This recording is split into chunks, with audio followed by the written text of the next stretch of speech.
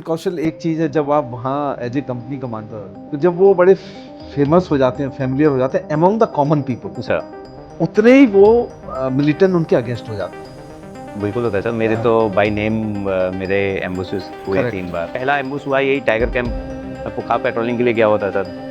And दिन की बात है, वहाँ अगर आपने सुना होगा सर, आप तो बहुत अनकन्वेंशनल एम्बुस होते हैं, दिन में एम्बुस होते हैं। आप साजिक तंपक ये वाला पूरा इलाका ले लीजिए, या जो उखरूल साइड के भी एम्बुसेस हैं, वो सारे दिन में हुए हैं सर। 10 सेक्टर। हाँ, जैसे इनका ऐसा कि फायर बहुत ज़्यादा हैवी फायर खोलते हैं, मतलब 50 से 100 मिलिटेंट होंगे। पे इतनी सारी माइंस, ग्रेनेड और वो सब यूज हुए कि अब वो रूट नहीं है, आउट ऑफ बाउंड हो रखा है। खबर आती है किसी जानवर का पैर उठ गया, या अगली जो पोस्ट है आईजीजाम, वहाँ जाना, वहाँ रुक जाना। फिर थर्ड डे तुम आईजीजाम से पैदल जाओगे, एक खुरमलेन गांव आता है जो लास्ट गांव है। ये 3-3 दिन 6 दिन तो यही हो गए।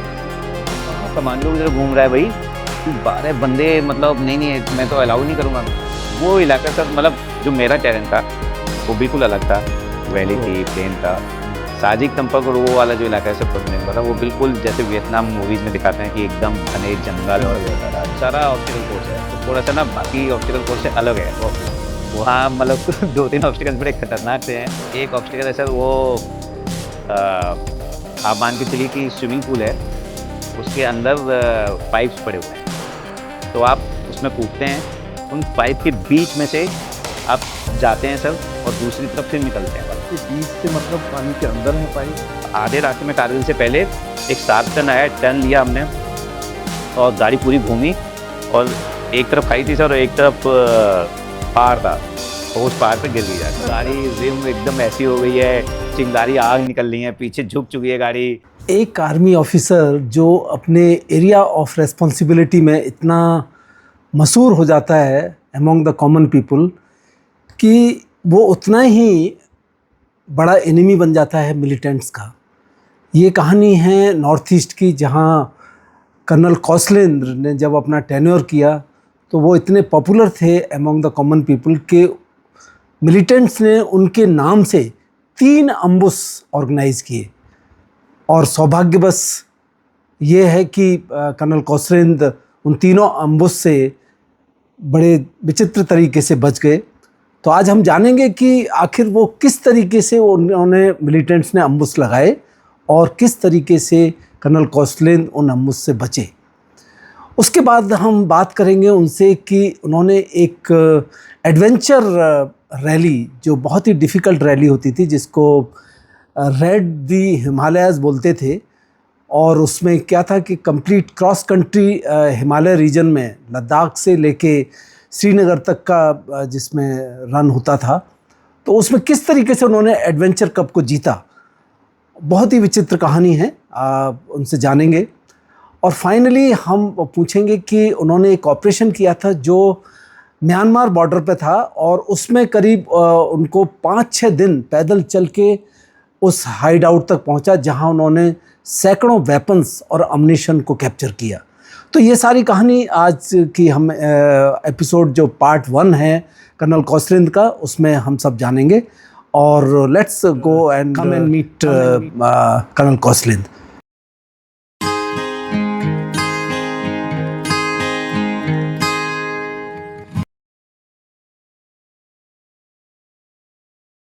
So Kaushal, welcome to the show, Thank you, which sir. I call it a win life Sir. like a warrior. Thank you sir. कौशल एक चीज़ है, जब आप वहाँ as a company commander, because मैंने भी वहाँ देखा, जब वो काफ़ी इन्फेंट्री के जो अफसर्स होते थे, हम आते जाते थे, रास्ते में पोस्ट पे होते थे, तो जब वो बड़े फेमस हो जाते हैं, फेमिलियर हो जाते हैं among the common people, sir उतने ही वो मिलिटेंट उनके अगेंस्ट हो जाते हैं। बिल्कुल होता है सर। मेरे तो बाय नेम मेरे एम्बुसेस हुए Correct. 3 बार। So, या वही मैं सुनना चाहता हूँ कि वो 3 अम्बुस जो आपको हुए, कहाँ हुए और क्यों हुआ हुए? क्या सर कि over a period of time, लगभग 2 साल में मेरे काफ़ी अच्छे ऑपरेशंस हो गए थे। तो कुछ किल्स भी हुई, काफ़ी सारे अप्रेंशंस हुए, 60-67 अप्रेंशंस हुए सर, काफ़ी सारे वेपन्स हुए। एंड मतलब मेरे इलाके, एंड मेरा ये था सर कि मैं अपने इलाके में या आसपास जहाँ पे भी ऑपरेट करना होता था मैं चला जाता था। मतलब मेरा ये था कि ठीक है, सब कुछ अपना ही इलाका है, मतलब इंडियन आर्मी ऐसा नहीं है कि भाई मेरा जो बटालियन का इलाका है उसी में ऑपरेट करना है। अगर आपके पास दूसरी बटालियन की खबर आई, आप बताओ, ये जाके ऑपरेट करो जाके। और मैं कहूँगा सर कि मेरे जो सीईओ थे, जो सेक्टर कमांडर थे brigadier Thukral, later on lieutenant general Thukral, उन्होंने बहुत सपोर्ट किया। जनरल चौधरी थे सर आईजीआर साउथ, उन्होंने बहुत सपोर्ट किया। इनफैक्ट कोर कमांडर थे sir general NK Singh, he also supported. तो मतलब मुझे कभी प्रॉब्लम नहीं आई सर। मैं दिल्ली भी आया ऑपरेट करने, गुवाहाटी भी गया ऑपरेट करने, देन मणिपुर में तो अपने इलाके में भी किया, साजिक तंपक में भी जाके ऑपरेट किया। तो धीरे धीरे शायद उसकी वजह से क्या हुआ सर कि पहला एम्बुश हुआ यही टाइगर कैंप। मैं गया हुआ था पुखाव, मैं पुखाव पेट्रोलिंग के लिए गया हुआ था सर। एंड दिन की बात है, वहाँ अगर आपने सुना होगा सर, आप मणिपुर की हिस्ट्री उठाएंगे ना तो बहुत अनकन्वेंशनल एम्बुश होते हैं। यस यस, बहुत ऐसा नहीं है कि रात में एम्बुश होंगे, करेक्ट। दिन में एम्बुश होते हैं। आप साजिक तंपक और ये वाला पूरा इलाका ले लीजिए, या जो उखरूल साइड के भी एम्बुशेस हैं वो सारे दिन में हुए हैं सर। 10 सेक्टर। हाँ 10 सेक्टर में सारे दिन में हुए हैं। दिन में अच्छा खासा फायर खुलता है, और इनका है सर कि फायर बहुत ज़्यादा हैवी फायर खोलते हैं। मतलब 50 से 100 मिलिटेंट होंगे। पुखाव गया होता सर, पुखाव से कोई इनपुट थी। इनपुट मैं वहाँ पहुँचा, पता हुआ तो मेरे को लगा यार कुछ है ही नहीं। अब या तो ये कनेक्टेड थे सर कि इन्होंने उस तरह की इनपुट वहाँ से रेज कराई और हम लोग गए वहाँ। जब मैं वापस आ रहा था तो सेम मैंने बोला साहब को कि साहब एक काम करो, आप थोड़ी देर और यहाँ वेट करो और मैं निकलता हूँ, ठीक है। मैं कोई सोर्स आ रहा है मिलने के लिए, तो मैं उसके साथ बैठूँगा, बात करूँगा, तो मैं निकलता हूँ। एंड जिप्सी में मैं, जैकी, मैती हम लोग बैठे सर, और मैं जिप्सी ड्राइव कर रहा था। अब बहुत अच्छे से, काफ़ी तेज़ ड्राइव कर रहा था। तो जब हम उधर से आ रहे थे तो ये पार्टी यूनिलेफ की पार्टी थी, नए कैडर थे, बाद में पता लगा। ये लोग ऊपर टाइगर कैंप के ऊपर हिलॉक पे बैठे हुए थे। इन्होंने देखा कि यार इतनी तेज़ गाड़ी आ रही है, तो ये सर कम्युनिकेशन कर रहे थे जो इंटरसेप्ट हुआ। मतलब वही इंटरसेप्ट पुलिस ने सुन के सीईओ को फ़ोन किया कि कौशल के ऊपर एम्बुश होने वाला है। हाँ, तो इन्होंने देखा यार कि ये तो बहुत तेज़ आ रहा है, तो इनको ये लगा कि शायद इसको पता लग गया है। हाँ, तो ये नए कैडर थे सर, तो इन्होंने फायर नहीं खोला। मैं निकल आया, इन्होंने फायर नहीं खोला और उसके बाद ये चले गए। तब सीईओ का फ़ोन आया बाद में मेरे पास कि तू पुखाव पेट्रोलिंग के लिए गया था? मैंने हाँ। कि तू जिप्सी में है, वाइट जिप्सी में? मैंने हाँ। कि तेरे ऊपर फायर एम्बुश होने वाला है टाइगर कैंप पे? मैंने कहा मैं तो आ गया, मैं तो निकल गया। ठीक है हाँ। तो बोले कि ऐसे ऐसे इंटरसेप्ट थे और ये था। तो मैंने अब तो मैं आ ही गया हूँ। That is फिर भी number one. वेंट देयर, तो वी सो, मतलब वो प्रॉपर एलएमजी के जो बनाते हैं जगह हाँ। प्लेस करने के लिए, वो बनी हुई हैं बंदों। मतलब आई थिंक 20-25 बंदे थे जो वहाँ पे तैयार थे। तो वो बचा सर पहली बार। ऊपर वाला, ऊपर वाला। हाँ हाँ सर बिल्कुल। एक दूसरी बार बचा सर जब आपने सुना हुआ जिसमें 21 पैरा की टीम ऑपरेट करी थी सर। तो हाँ। अगेन मैं दूसरे इलाके में गया हुआ था सर। सीईओ ने बताया कि वहाँ पर इनपुट है, बर्मा से इन्फिल्ट्रेट हुए हैं 100 से 150 बंदे, और 21 भी ऑपरेट कर रही है। तो 21 सर ऑपरेट इस साइड कर रही थी, हम लोग यहाँ बैठे हुए थे। नंदम कुकी का इलाका था, जंगल था। ओके। तो मैं जाके बैठ गया अपनी टीम के साथ, सब बैठा हुआ हूँ। 21 का कांटेक्ट हुआ जिसमें ज्योतिन सर को गोली लगी थी सर, सेकंड सौर चक्रा उनको उसमें मिला था। तो 21 के ऑफिसर को सर गोली लगी, उनको इवैक्यूएट किया गया। तो इवैक्यूएट किया गया तो सेक्टर ने बोला यार कि अभी तो ऑपरेशन हो गया, कि कांटेक्ट वगैरह हो गया है, जो उनके बंदे मिलिटेंट कुछ आई थिंक 5-6 किल्स हुए, उनके मिलिटेंट मिले, तो अभी डीइंडक्ट हो जाओ। तो सीईओ ने रेडियो सेट पे मुझे कांटेक्ट किया कि भाई ऐसे ऐसे है और आप वापस कंपनी चले जाते। तो मैंने कहा सर मैं आज नहीं जाता हूँ, हो सकता है अब ये 100-150 सर फायर फाइट यहाँ हुआ है, तो जब भागे होंगे तो कुछ इस साइड भाग गए होंगे, कुछ इस साइड हो सकता है आ जाएँ। तो मैंने कहा मैं आज इनका वेट करता हूँ, ठीक है। हो सकता है 10-20 शायद डर की वजह से या जो भी है, अगर अलग अलग पार्टियाँ बटी होंगी तो कुछ पार्टी मेरी तरफ आ रही हो। तो आई थॉट दिस थिंग। मैंने सीईओ को बोला कि सर मैं बता दूंगा। तो मैंने कहा कि नहीं चलते हैं, कल चलेंगे। वहीं पे सर आईआरबी की एक कंपनी डिप्लॉय थी, जो मैं डैम बता रहा था उसके प्रोटेक्शन के लिए, मफाऊ डैम के लिए। वो लोग सर निकले वहाँ से।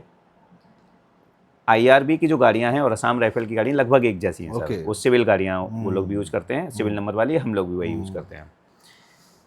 सम हाउ सर जो हमारा ये कन्वर्सेशन था, या तो वो उन्होंने इंटरसेप्ट किया जो मिलिटेंट्स थे, कि जिसमें मेरे को बोला जा रहा है कि तुम डीइंडक्ट हो जाओ।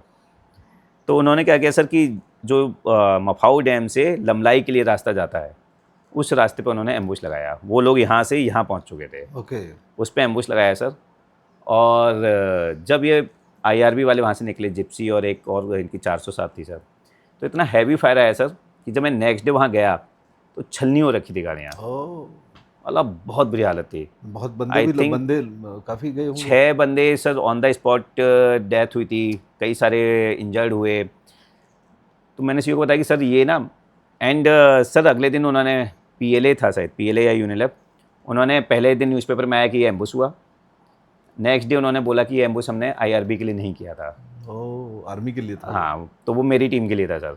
मैंने सर ये शायद मेरा नहीं था, मैं वहाँ वेट कर रहा था इनके लिए और ये यहाँ वेट कर रहे थे मेरे लिए, तो वो बच गया second time. Second time sir. और तीसरी टाइम क्या हुआ सर कि मैं साइकिल, एक जगह है, साइकिल है। हाँ, तो मैं साइकिल गया हुआ था सर, बिकॉज साइकिल में कुछ कुकीज़ कैंप्स थे, एंड मेरे इलाके में भी एक कुकी कैंप था सर, KRA का। साइकिल में KLA था और KNA था सर। तो जो साइकिल कंपनी का ऑनर था उसके साथ मैं बात करने गया हुआ था, because we are getting input कि ये लोग बीच में एक्सटॉर्शन वगैरह कर रहे हैं, कुछ उस तरह की चीज़ें कर रहे हैं। तो मैं उसके पास गया और वहाँ से निकला, लगभग आधे घंटे बाद CEO का कॉल आता है कि तू साइकिल से वापस आ रहा है क्या। एंड आधे टाइम सर मैं बस निकल जाता था, मतलब मैं आके CEO को बताता था कि सर आज मैं वहाँ गया था या वो, तो बट CEO हमेशा हैंड होल्ड करते थे सर, मेरे कर्नल CT सिंह थे। तो वहाँ सर साइकिल और मेरी पोस्ट के बीच में एक हिलॉक आता था, वहाँ लास्ट एक मैती गांव होता था और उसके आगे फिर कुकी वो शुरू होता था। तो बोले कि वहाँ पर एम्बुश लगा हुआ है, तेरे ऊपर फायर आने वाला है। एंड वो लगभग सर इतना दूर था कि विजुअल उस पर ना मेरे को वो दिखाई दे रही थी जगह, मतलब वो जगह दिख रही थी, शायद डिस्टेंस वाइज हो सकता है कि 1-1.5 किलोमीटर हो, बट ओपन एरिया था तो वो हिलॉक मेरे को दिखाई दे रहा था। तो मैंने कहा ठीक है, मैं उतरा सर, मैंने अपनी जो कंपनी थी, कंपनी को बताया कि वहाँ से पार्टी भेजो, उस साइड से कॉर्डन करो, मैं यहाँ से कॉर्डन करता हूँ। बट उनको दिख चुका था सर कि हम लोग उतर के कॉर्डन कर रहे हैं, वो कर रहे हैं, दिन था, भाग गए। हाँ, तो इसमें भी नहीं मिले। बट 3 बार बचा, फिर CEO ने बोला कि अब तेरा टाइम भी पूरा हो गया है, ठीक है, टेंडर हो गया, तेरी पोस्टिंग आने वाली है, and to God has been kind, headquarter आ जा। तो 1 महीने सर लास्ट में मेरे को ज़बरदस्ती CEO ने हेडक्वार्टर में रखा, मतलब मैंने बोला कि नहीं, मैं हेडक्वार्टर में नहीं रहूँगा। बोले तू आ जा, तो कुछ मत करना, बट अगर कुछ ऑपरेट करना होगा तो तू चला जाना। अच्छा। तो एक्शन पैक जो मैंने देखा है, जो भी होते हैं स्पेशल फोर्सेज के, माइंडसेट तो वही होता है, चाहे वो असम राइफल में हो चाहे स्पेशल फोर्सेज में, वो लिखा पढ़ी में रहता ही चाहता है, he wanted out of headquarter. Sir चीज़ आप लिखा पढ़ी कर रहे हो, वो शायद हो सकता है वो भी बहुत ज़रूरी है, मैं ये नहीं कहूँगा कि वो ज़रूरी नहीं है, बट जो ग्राउंड पे आपको फील आता है ना सर, जो एक्शन में आपको फील आ रहा है, एम्बुश में आप बैठे हुए हो बंदों के साथ में, या फायर हो रहा है सर, फायर फाइट हो रही है, आई हैव सीन सर, मतलब फायर फाइट हो रही है, मेरा साथ वाला जो बंदा था उसका एम्यूनिशन ख़त्म हो गया, ठीक है, उसने बोला कि साहब एम्यूनिशन ख़त्म हो गया है, एंड मेरा एक JCO था मदन साहब, वो सर बीच फायर फाइट में से उठ के जा रहा है, दौड़ के कैश पर खड़ा हुआ था, उसमें से एम्यूनिशन उठाया, उसने लेकर आ रहा है। तो मतलब ऐसे ऐसे बंदे, हाँ, मतलब आपको तब वहाँ पता लगता है ना कि कौन असली बंदा कैसा है सर, है ना, मतलब एक चेस कर रहे हैं सर, सामने से फायर आ रहा है, मतलब एक था सर थ्रेट कि एक घर से एक्सटॉर्शन होना है, एंड हमने उस घर वाले से बात करी, उसने बोला कि हाँ साहब, पहले तो वो बहुत डरा हुआ था, तो मैंने तू टेंशन मत ले, रात में मैं और ये सर जैकी जाके उस घर में बैठ गए, हम गए रात में, हमने दिखाया कि हम पेट्रोल करने आए और वापस चले गए, मैं और जैकी वहीं रुक गए। मैंने JCO को बताया कि अगले दिन आप सुबह आना और दूर जाके कॉर्डन कर लेना, मैंने कहा हम यहीं बैठेंगे, पूरी रात हम वहाँ बैठे रहे सर। उसके बाद अगले दिन वो आया बंदा, वो जैसे ही बंदा घुसा अंदर, ठीक है, एक तरफ मैं बैठा हुआ हूँ, एक तरफ जैकी बैठा हुआ है, सामने वो बैठे हुए हैं, उसने देखा कुछ तो गड़बड़ है, बिकॉज वाइफ्स उसको भी फील हुई, ठीक है, बिकॉज वो सामने वाला जो ऑनर था वो डरा हुआ है बेचारा, ठीक है, कि या तो इधर मरेंगे या इधर मरेंगे टाइप, उसको ऐसा लग रहा है। तो उसने साइड जैसे ही देखा मेरी तरफ, मतलब आपको तुरंत वो एक्शन आता, मतलब उस टाइम आप कुछ सोचते नहीं हो, मतलब अभी मैं सोचता हूँ, मुझे लगता है यार क्या क्या बेवकूफ़ी करते थे हम लोग, ठीक है, बट यस, वही शायद एक होता है कि वक्त की जरूरत, हाँ, वक्त की ज़रूरत थी, देन थ्रिल है उसी चीज़ में। मैंने उठा, जंप किया सर, वो बंदा अपना हथियार निकाल रहा है, ठीक है, पिस्टल निकाल रहा है, पिस्टल गिरी उसकी, भागा, उसने किक किया मेरे को सर, ठीक, मैं और जैकी भाग रहे हैं, एंड उसके साथ वाला जो दूसरा बंदा था वो कह रहा फायर खोल दे, फायर खोल, मतलब मणिपुरी में, ठीक है। उसने देखा वो तो अच्छा हुआ सर उसने फायर नहीं खोला, वो डर गया, वो भाग गया, हमने इसको पकड़ लिया था, ठीक है, पकड़ के लेकर आए, फिर हम दूसरे को भी मतलब काफ़ी चला सर 2-3 दिन ऑल एक्शन पैक्ड ड्रामा है, तो वो अलग चीज़ है sir, that real life. Yes. आप उस फायर फाइट में किस तरह से बंदे बिहेव करते हैं, कैसे, मतलब आपको असली इंडियन आर्मी का जो कैरेक्टर है सर वो वही है। वो वहीं पता लगता है। यस। सो कौशल, ये तो जो आपने बताए जितने भी एम्बुश हुए प्लस ऑपरेशन जो आपने 2 बताए या 2 या 3 ऑपरेशन, ये सारे इनलैंड थे with in the territory. Yes sir. But क्योंकि आप म्यांमार बॉर्डर पे भी थे सर तो आपने कोई वो भी किया होगा कि जहाँ बॉर्डर सर एक था सर, मतलब जिसमें मैंने बताया ना सर, वो साजिक तंपक वाला इलाका था, एक सोर्स था मेरा, बहुत ही अच्छा सोर्स था। इनफैक्ट वो तो ये बोलता था कि वो अफगानिस्तान जाके ट्रेनिंग लेके आया था, पीएलए का, एक्स पीएलए था सर, एंड बताता था कि साहब अगर मेरे को पीएलए ने पकड़ लिया तो मेरी खाल का जूता बना देंगे वो लोग। But he was very good in battle craft ना, बहुत ही अच्छा था। वो देखा मैंने 1-2 बार उसको जब लेके गए हम, तो उसने बोला कि साहब जब मैं पीएलए में था तो हमारा एक कैंप था, उस कैंप में बहुत सारे, जब अटैक हुआ सर 21 पैरा इन सब ने, जब एक ब्रिगेड लेवल का एक ऑपरेशन हुआ था तो वो कैंप्स खाली कराए गए थे सर, पीएलए के, यूएनएलएफ के प्रॉपर कैंप बने हुए थे सर, जैसे एकेडमी बनती हैं या उस तरह से, and they were ruling that entire area, साजिक तंपक वाला, मतलब वहाँ पे उनका सब कुछ उनका चलता था सर, मिलिटेंट्स का। तो 2004-05 में वो कैंप्स खाली कराए थे सर। तो उसने बोला कि वहाँ पर जब खाली कराए गए थे तो मैंने बहुत सारे हथियार दबा दिए थे, मतलब अलग अलग लोगों ने दबाए थे, कि मैंने भी दबाए थे, 2 सिंटेक्स भर के हथियार दबाए थे। और मेरे को ये पता लगा है कि उन हथियार को लेने के लिए जो मेरा ही ग्रुप था 5-6 का, वो 2-3 तो मर गया है और 2 बंदे और 3 बंदे आ रहे हैं, शायद और बंदों को लेकर आ रहे हैं। तो मैंने कहा सही है, बहुत ही चलते हैं। मैंने सीओ को बताया तो सीओ बोलते यार तू इस तरफ बैठा हुआ है मणिपुर के, ठीक है, साजिक तंपक दूसरी तरफ है, तुझे कुछ नहीं पता उस इलाके का। मैंने नहीं, मुझे कुछ नहीं पता है।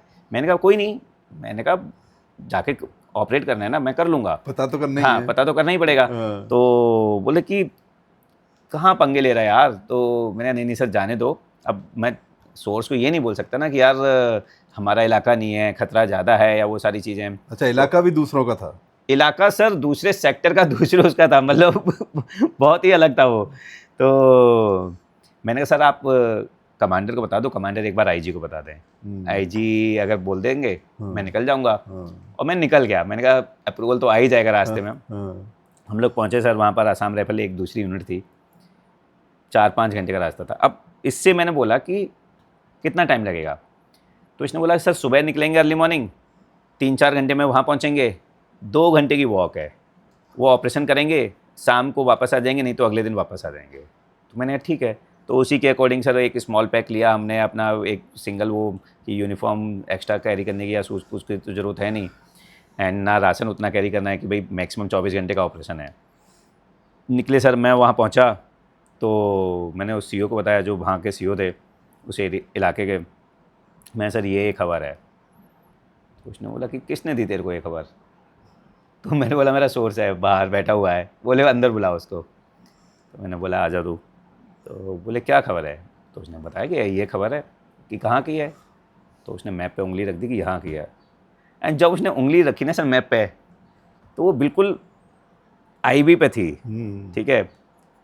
तो उसने बोला कि ये पता है कहाँ है इलाका? मैंने मुझे नहीं पता है, मुझे पता है कि ये है इलाका। अब ये बर्मा में है या इंडिया में है ये तो वहाँ जाके ही पता लगेगा कि कहाँ पर है। तो बोले कैसे जाओगे? मैंने इसने बताया कि ये रूट है, तो उसने दिखाया कि ये रूट है। तो उन्होंने सीओ ने बोला कि कौशल ये रूट 100% होगा उसके टाइम, जब 2004-05 के समय। बट जब वो ऑपरेशन हुआ था तो वहाँ पे इतनी सारी माइंस, ग्रेनेड और वो सब यूज हुए कि अब वो रूट नहीं है, आउट ऑफ बाउंड हो रखा है। मतलब खबर आती है कि किसी जानवर का पैर उठ गया या अंदर कहीं उस पर गया, तो बोले ये तो तुम जा ही नहीं सकते हो। तो मैंने कहा फिर कैसे जाएंगे? तो उसने बोला कि यहाँ से तुम कल, अब मेरी अगली जो पोस्ट है आईजीजांग, वहाँ जाना, वहाँ रुक जाना। फिर थर्ड डे तुम आईजीजांग से पैदल जाओगे, एक खुरमलेन गांव आता है जो लास्ट गांव है उस एक्सिस पे, वहाँ रुक जाना। 7-8 घंटे का वॉक है, फिर वहाँ रुकना, फिर वहाँ से खुरमलेन से फिर ये आगे जहाँ पे भी ये बताएगा वहाँ तक जाना है।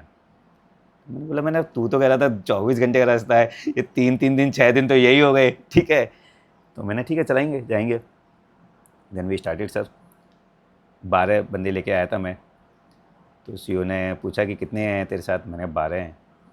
बोले अबे तू कहाँ कमांडो की तरह घूम रहा है भाई, कि 12 बंदे, मतलब नहीं मैं तो अलाउ नहीं करूँगा। मैं सर इससे ज़्यादा मतलब मैं क्या करूँगा, मैंने जितने ज़्यादा होंगे उतना ही मेरे को कमांड कंट्रोल का वो रहेगा। नहीं मेरी भी एक टीम जाएगी, मेरी एक टीम जाएगी, कि आईजी जांग से एक टीम मेरी भी जाएगी। मैंने ठीक है आप भेज देना। मैंने कहा बट मैं इतने ही रखूँगा। मैंने कहा मैं तो इसमें से 2 और छोड़ने की सोच रहा था कि 2 ड्राइवर यहीं रुकेंगे, ठीक है। तो गए सर।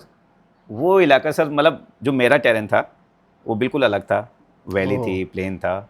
साजिक तंपक और वो वाला जो इलाका है सर खुरमलेन वाला, वो बिल्कुल जैसे वियतनाम मूवीज़ में दिखाते हैं कि एकदम घने जंगल और वैसा रहा। हाँ। तो वो बिल्कुल वैसा था सर। खूब बारिश, ह्यूमिडिटी, ठीक है, जौंक लगी हुई है, वो सब हो रहा है। वो 3-4 दिन हमारा अच्छा सा वो हुआ। जब हम पहुँचे तो सारा पूरा ड्रेस एकदम 3-4 दिन से पहनी हुई थी। मतलब एक दिन की जगह 3-4 दिन ऑलरेडी हो गए। हाँ, जब तक उस जगह पहुँचे। अब खुरमलेन जब हमने क्रॉस किया सर, तीसरे दिन चौथे दिन, तो अब ये चलें आईबी पिलर आया। तो मैंने कहा कि भाई आईबी पिलर आगे कहाँ है। अब आईबी पिलर ऐसे खड़ा हुआ है सर, यहाँ खड़े के वो बोलता है कि यहाँ पर है। एक वैली थी, बिल्कुल नीचे वैली थी। तो यार मतलब अब वो वैली पता ही नहीं है सर कि बर्मा में है या कहाँ पर है क्या, ठीक है। तुम पिलर पे खड़े हुए हो और कुछ नहीं दिखाई दे रहा है सर ऊपर से, एकदम ग्रीन जैसे बेड सीट या मतलब एकदम कैनोपी उसकी ना ग्रीन जंगल। हाँ, जंगल। तो मैंने ठीक है चलते हैं।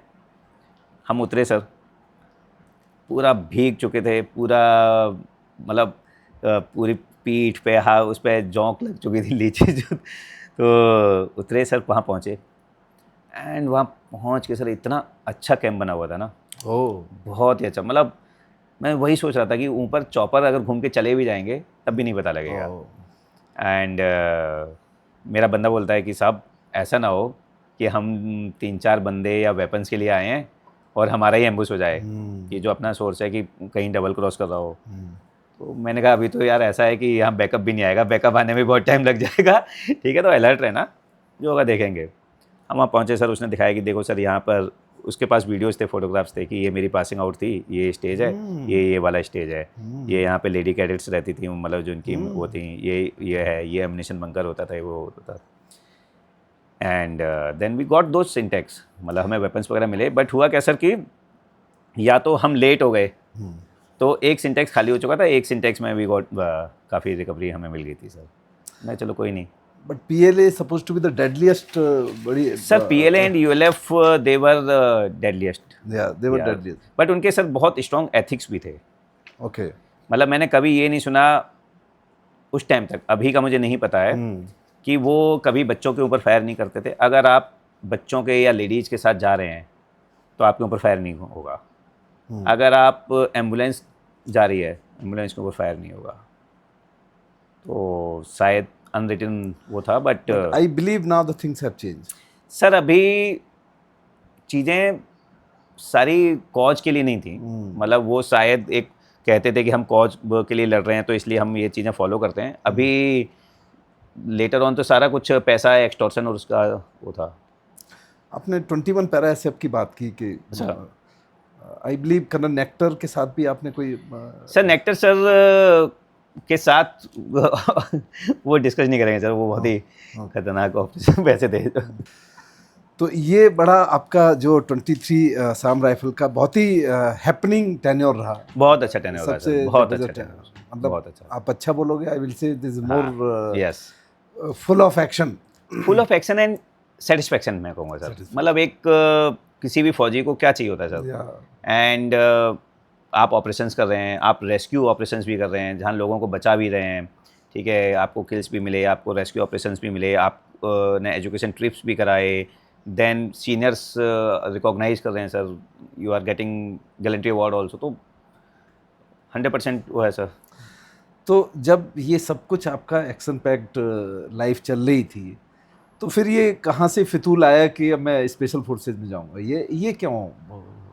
सर मैंने आपको बताया ना, अब इन्फेंट्री मैंने देख ली थी सर, अब असम राइफल भी देख ली। इनफैक्ट मैंने अपने सीईओ को, असम राइफल वाले सीईओ को बोला कि सर अगर कोई प्रोविज़न है कि मैं यहीं कंटिन्यू कर सकता हूँ तो I am ready for that also, तो एटलीस्ट Okay. यहाँ ऑपरेट करते रहेंगे, कुछ और साल कर लूँगा। हाँ। तो हंसने लगे कि नहीं नहीं ऐसा कुछ नहीं है। ठीक है, तो अच्छा, फिर you have to perforce move out from there after tenure. It's a deputation ना सर, हाँ, I know. असम राइफल, तो आपको डेपुटेशन खत्म होकर आप को आना ही है सर, Oh. आप एआर कैडर में कन्वर्ट नहीं हो सकते हैं। Oh. Yeah. And तो you can't extend also.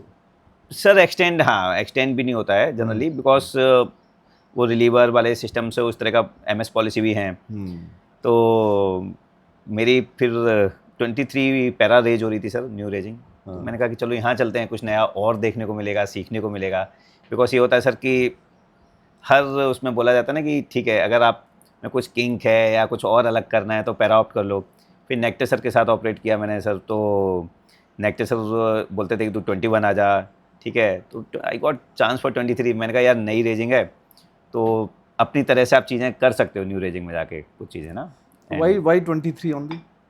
Sir एक तो 23 राजदीप से कन्वर्ट हो रही थी अच्छा. एंड 23 न्यू रेजिंग थी। Okay. तो मुझे ये था कि यार न्यू रेजिंग में जाएंगे तो Chance पहली अच्छा. बात तो आप उस टीम के, रेजिंग टीम के पार्ट हो जाते हो, और दूसरा ये है सर कि जो ड्रिल्स हैं वो आप अपने अकॉर्डिंग सेट करते हो। Hmm. इनफैक्ट अगर आप अभी भी चार्ली कंपनी में जाएंगे 23 की, तो I was the first company commander of Charlie team. Okay. तो चार्ली टीम का टीम कमांडर था, तो चार्ली टीम इज़ डिफरेंट।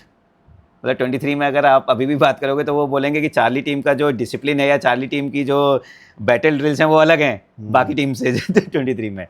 वहाँ तो ड्रिल्स बेस्ड, हाँ, सॉरी drills टीम बेस्ड होते हैं ऑपरेशन सर। होते हैं एंड देन क्या है सर कि आपने किस तरह से वो शुरुआत करी, तो मतलब मेरी उसका होता था कि हम लोग हमेशा लग जाए, मतलब यूनिट अगर 5 किलोमीटर कर रही है तो मैं 10 किलोमीटर करा रहा हूँ, यूनिट 10 ओह। किलोमीटर कर रही है तो हो सकता है उस दिन मैं पावर पीटी करा रहा हूँ, फिर मैं फायरिंग करा रहा हूँ, पूरे दिन हम फायरिंग कर रहे हैं, पूरे दिन हम कुछ स्किल्स कर रहे हैं। तो सब बोलते थे कि चार्ली वाले बिल्कुल अलग ही घूम रहे होते हैं, ठीक। एंड हमारा था कि ठीक है यार अपना काम करो, परफॉर्म करो, और जब जिसको जब छुट्टी जाना है तब बता देना, मैं छुट्टी भेज दूंगा। और कहाँ रेज हुई थी ये? आगरा में सर। अच्छा, आगरा में आगरा रेज हुई। में। और कौन थे first CEO? Sir first CEO colonel SS Bisht थे, सेना मेडल 5 पैरा से आए थे। अच्छा, या अच्छा, he came as a CEO to raise this. Yes sir. Oh, very nice.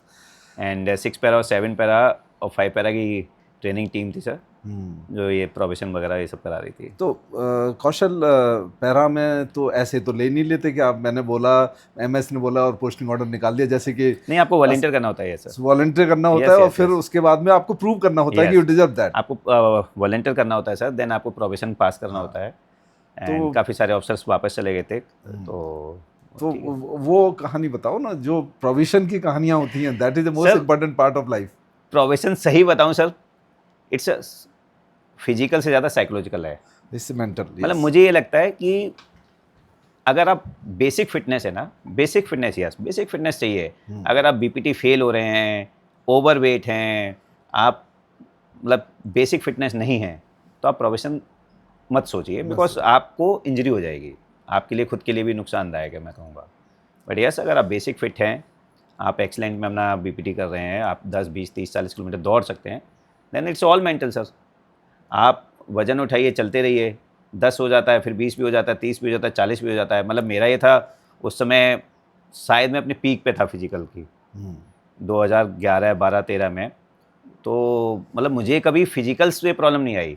Mentally शायद सर असम राइफल का इतना एक्सपीरियंस हो गया था, रात में वो पड़े रहने का कि एम्बुश में पड़े हुए हैं, 2-2, 3-3, 7-7 दिन तक घूम रहे हैं। तो मेंटली अगर कभी ये हुआ कि पूरी रात जगा के रख रहे हैं या कुछ वैसी एक्टिविटी करा रहे हैं कि जिसमें आपको लगेगा यार क्या चल रहा है, तो मुझे लगता है ठीक है, पता ही है आपको कि आप प्रोफेशन कर रहे हो, तो चुपचाप रहो सर, चलते रहो, करते रहो, करते रहो, करते रहो। वो मेरा तो ये होता है सर कि हर दिन जीना है ना। सुबह अच्छा यार रन है, चलो रन कराएंगे, ब्रेकफास्ट करते हैं, ब्रेकफास्ट करके अच्छा ये है, चलो ये कर लेंगे, ठीक है, चलो डिनर तक आ गए सर, अब अगले दिन सेम। तो ठीक है, कुछ दिन होते हैं आपको जब वो ट्राई करते हैं कि आप टूट जाओ या Yes. वो सब मना कर दो, बट कौन सा मोमेंट ऐसा लगा जहाँ तुम्हें लगा कि यार इससे तो वही ठीक थे? सर जैसे मेरा प्रोफेशन भी चल रहा था, फिर बीच में क्या हुआ कि एक बैटल ऑब्स्टिकल कोर्स था, उसका बीओसी का कंपटीशन था। ओके। Inter battalion. तो सीओ को लगता था कि मैं फिजिकली अच्छा हूँ, अच्छा, तो एक यंगस्टर तैयारी कर रहा था, उसके चोट लग गई। इंटर बटालियन मतलब with in the para battalions. Para battalion से सर। ओके, आगरा में ही। हाँ, आगरा में। तो वहाँ सर बुलसारा ऑब्स्टिकल कोर्स है, वो थोड़ा सा ना बाकी ऑब्स्टिकल कोर्स से अलग है सर। ओके, वहाँ मतलब तो 2-3 ऑब्स्टिकल्स बड़े खतरनाक से हैं। जैसे कि जैसे एक ऑब्स्टिकल है सर, वो आप मान के चलिए कि स्विमिंग पूल है, उसके अंदर पाइप्स पड़े हुए हैं। ओके, तो आप उसमें कूदते हैं, उन पाइप के बीच में से आप जाते हैं सर, और दूसरी तरफ फिर निकलते हैं बाहर।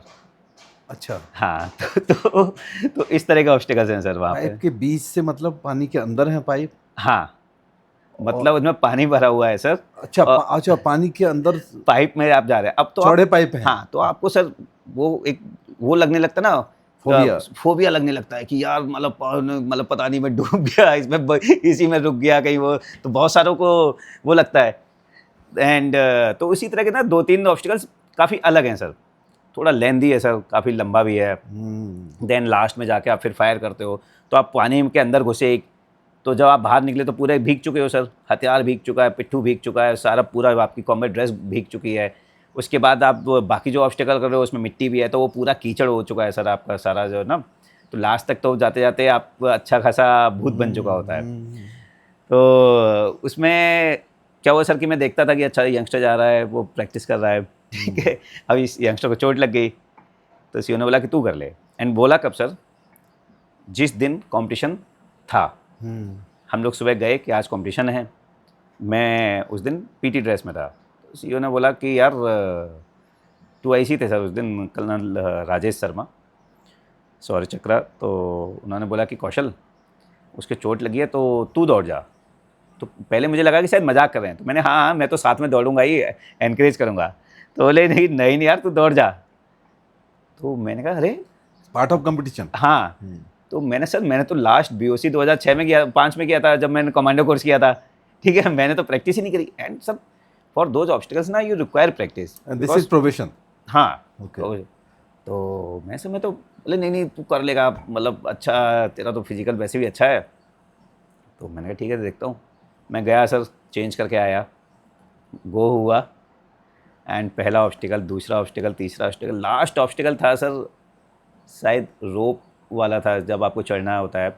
एंड मेरे को अभी भी याद है कि रोप में चढ़ रहा हूँ, टायर्स दूसरी तरफ से टायर्स के उतरना था, और मेरे हाथ ऐसे काँप रहे हैं बिकॉज वो मसल्स सारी खिंच चुकी है चीज़ें ना। मैंने कहा यार, मैंने कहा अब यहाँ से वहाँ से था सर कि हमें एक बंदे को एज ए कैजुअलिटी स्ट्रेचर पे कैरी करके लेके जाना था, और 2 किलोमीटर के बाद फिर आपको वहाँ पे ले जाकर उसको रखना है, एंड देन फायरिंग करनी है तो रेंज तक। एंड मतलब पूरा मेरा हाथ भर चुके हैं, कहाँ मतलब वो हैंड्स ऐसे हिल रहे हैं, ठीक है। मैंने कहा अच्छा हुआ अगर इसके बाद कोई ऑब्स्टिकल होता तो वो गिर ही जाता शायद। बट ठीक है sir, we finished the third in that competition. So this was part of probation inter battalion हाँ competition. हाँ, तो Oh. उस तरह से।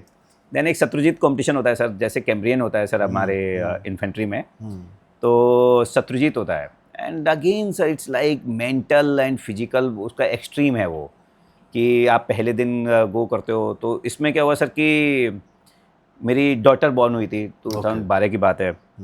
मैं छुट्टी पे आया हुआ था, एंड 2IC का कॉल आता है कि यार शत्रुजीत में पार्टिसिपेट करना है। तो मैंने कहा हैं यंगस्टर हैं इतने, बिकॉज उसमें 3 टीमें थी सर, हर यूनिट से 3 टीमों को पार्टिसिपेट करना था। तो पैरा की हाँ, all Shatrujeet is within para. Okay. उसमें आगरा में पैरा ब्रिगेड होता था। तो मैंने कहा कि मेरा तो शायद नंबर आएगा ही नहीं। तो 2IC ने बोला कि नहीं यार, सीओ ने बोला कि यू शुड पार्टिसिपेट, जो नंबर 1 टीम है वो तू लीड करेगा। कौन होता था 2IC? 2IC थे सर, एक कर्नल शर्मा ही थे सर, अभी कमांडर कर रहे हैं सर अपना ब्रिगेडियर। वो पैरा के थे? हाँ सर। अच्छा। तो उन्होंने बोला कि यार बिस्टर ने बोला है, तो मैंने ठीक है मैं छुट्टी काट के आता हूँ। बोले अभी तैयारी करनी है। तो मैंने कहा आप टीम को भेज दो, सर मथुराई का हमारा ट्रेनिंग एरिया होता था सर, वहाँ हम तैयारी करते थे जंगल में। तो मैंने कहा आप टीम भेज दो, मैं आता हूँ। फिर सीओ का कॉल आया, सीओ ने बोला मुबारक हो और वो सारा। तो मैंने कहा आप बताओ किसके लिए कॉल किया, मुझे पता है। तो culture is very good in para ना सर, मतलब आप खुल के बात करते हो, मतलब जब आप ऑफ द परेड हो तो आप अच्छे से जो चाहे बोलना बोलो, दारू पियो, सब चीज़ें करो। जब आप ऑन परेड हो तो एकदम भूत हो, ठीक है। तो मैंने कहा मैं जल्दी नहीं आऊँगा। बोले भाई कंपटीशन है। मैंने कहा हाँ ठीक है। मैंने कहा कंपटीशन मैं कर लूँगा बट मैं जल्दी नहीं आऊँगा। तो बोले ठीक है। And then we prepared sir, तैयारी करी उसकी। गो हुआ तो पहले दिन 20 किलोमीटर स्पीड मार्च होता है। इट्स लाइक कि कौन फास्टेस्ट उसको कवर करेगा। We came first in that. Okay. Then आपको कमांडो बेस लेना होता है, एक पूरा कमांडो बेस तैयार करके वो सारा आपकी ब्रीफिंग वगैरह होती है, एक्सप्लोजिव्स वगैरह लगाने होते हैं। हमने वो किया। देन नेक्स्ट डे एक कुछ और टास्क दिए जाते हैं। फिर लास्ट डे 3rd या 4th डे सर, उसमें एक रन बैक होता है अच्छा। विद फुल बैटल लोड, जो ऑन पेपर 60 किलोमीटर के आसपास होता है, ओह। 50-60 किलोमीटर। तो मेरा एक एनसीओ था 5 पैरा से, तो उसने बोला कि सर मैंने किया हुआ है इस इलाके में, ये मैं आपको करा दूंगा। और वो टीम का पार्ट बंदा था, नेविगेटर था। तो मैंने कहा ठीक है चलो चलो चलो। हम भाग रहे सर, 60-70 किलोमीटर हो गया है। मतलब एक पॉइंट पे हम अटके हुए हैं, वो पॉइंट नहीं मिला हमको, बाकी सारे पॉइंट हमारे हो चुके हैं। अच्छा। हाँ। तो फिर मैंने कहा कि यार तुम मेरे को दे दे, ठीक है। 60 किलोमीटर का टोटल था, 70 किलोमीटर हम दौड़ चुके हैं, ठीक है। पूरे रात से हम दौड़े जा रहे हैं बैटल लोड के साथ में। पहला पॉइंट हुआ, Point नहीं सेकंड मिल हुआ, रहा है। थर्ड पॉइंट होगा, ये तेरा लास्ट पॉइंट। नहीं सर यहीं कहीं था। एंड बहुत ही अच्छे से वो पॉइंट बनाया हुआ था सर। एक बिल्कुल क्लिफ टाइप की थी, उसके ऊपर एक मंदिर था, वहाँ पे वो पॉइंट था। एंड वो जीपीएस और जीआर उस पर वो ढंग से मार्क ही नहीं हो पा रहा था। तो एंड उसमें क्या था सर कि अगर आप इस तरह से अप्रोच कर रहे हो तो यहाँ से रास्ता ही नहीं है। तो अगर हम यहाँ आए पहली बार, फिर हम घूम के कि अच्छा ये ऐसे होगा, तो जब दूसरी तरफ गए तो उस साइड वो रास्ता केवल एक ही साइड से है उसका, ठीक है। तो जब तक आप वहाँ उस पर नहीं आ जाओगे तो वो आप चढ़ ही नहीं सकते हो, दिखाई नहीं देगा। हाँ। फिर we finished, I think sir हमने उस दिन 100 किलोमीटर के आसपास, मतलब जब फिनिश किया हमने तो हम 100 किलोमीटर दौड़ चुके थे वो पूरा। उसके बाद में अगेन वहाँ ऑब्स्टिकल हुआ, फिर आरएल फायरिंग हुई, फिर फायरिंग हुई, फिर एक रिटन भी हुआ सारा।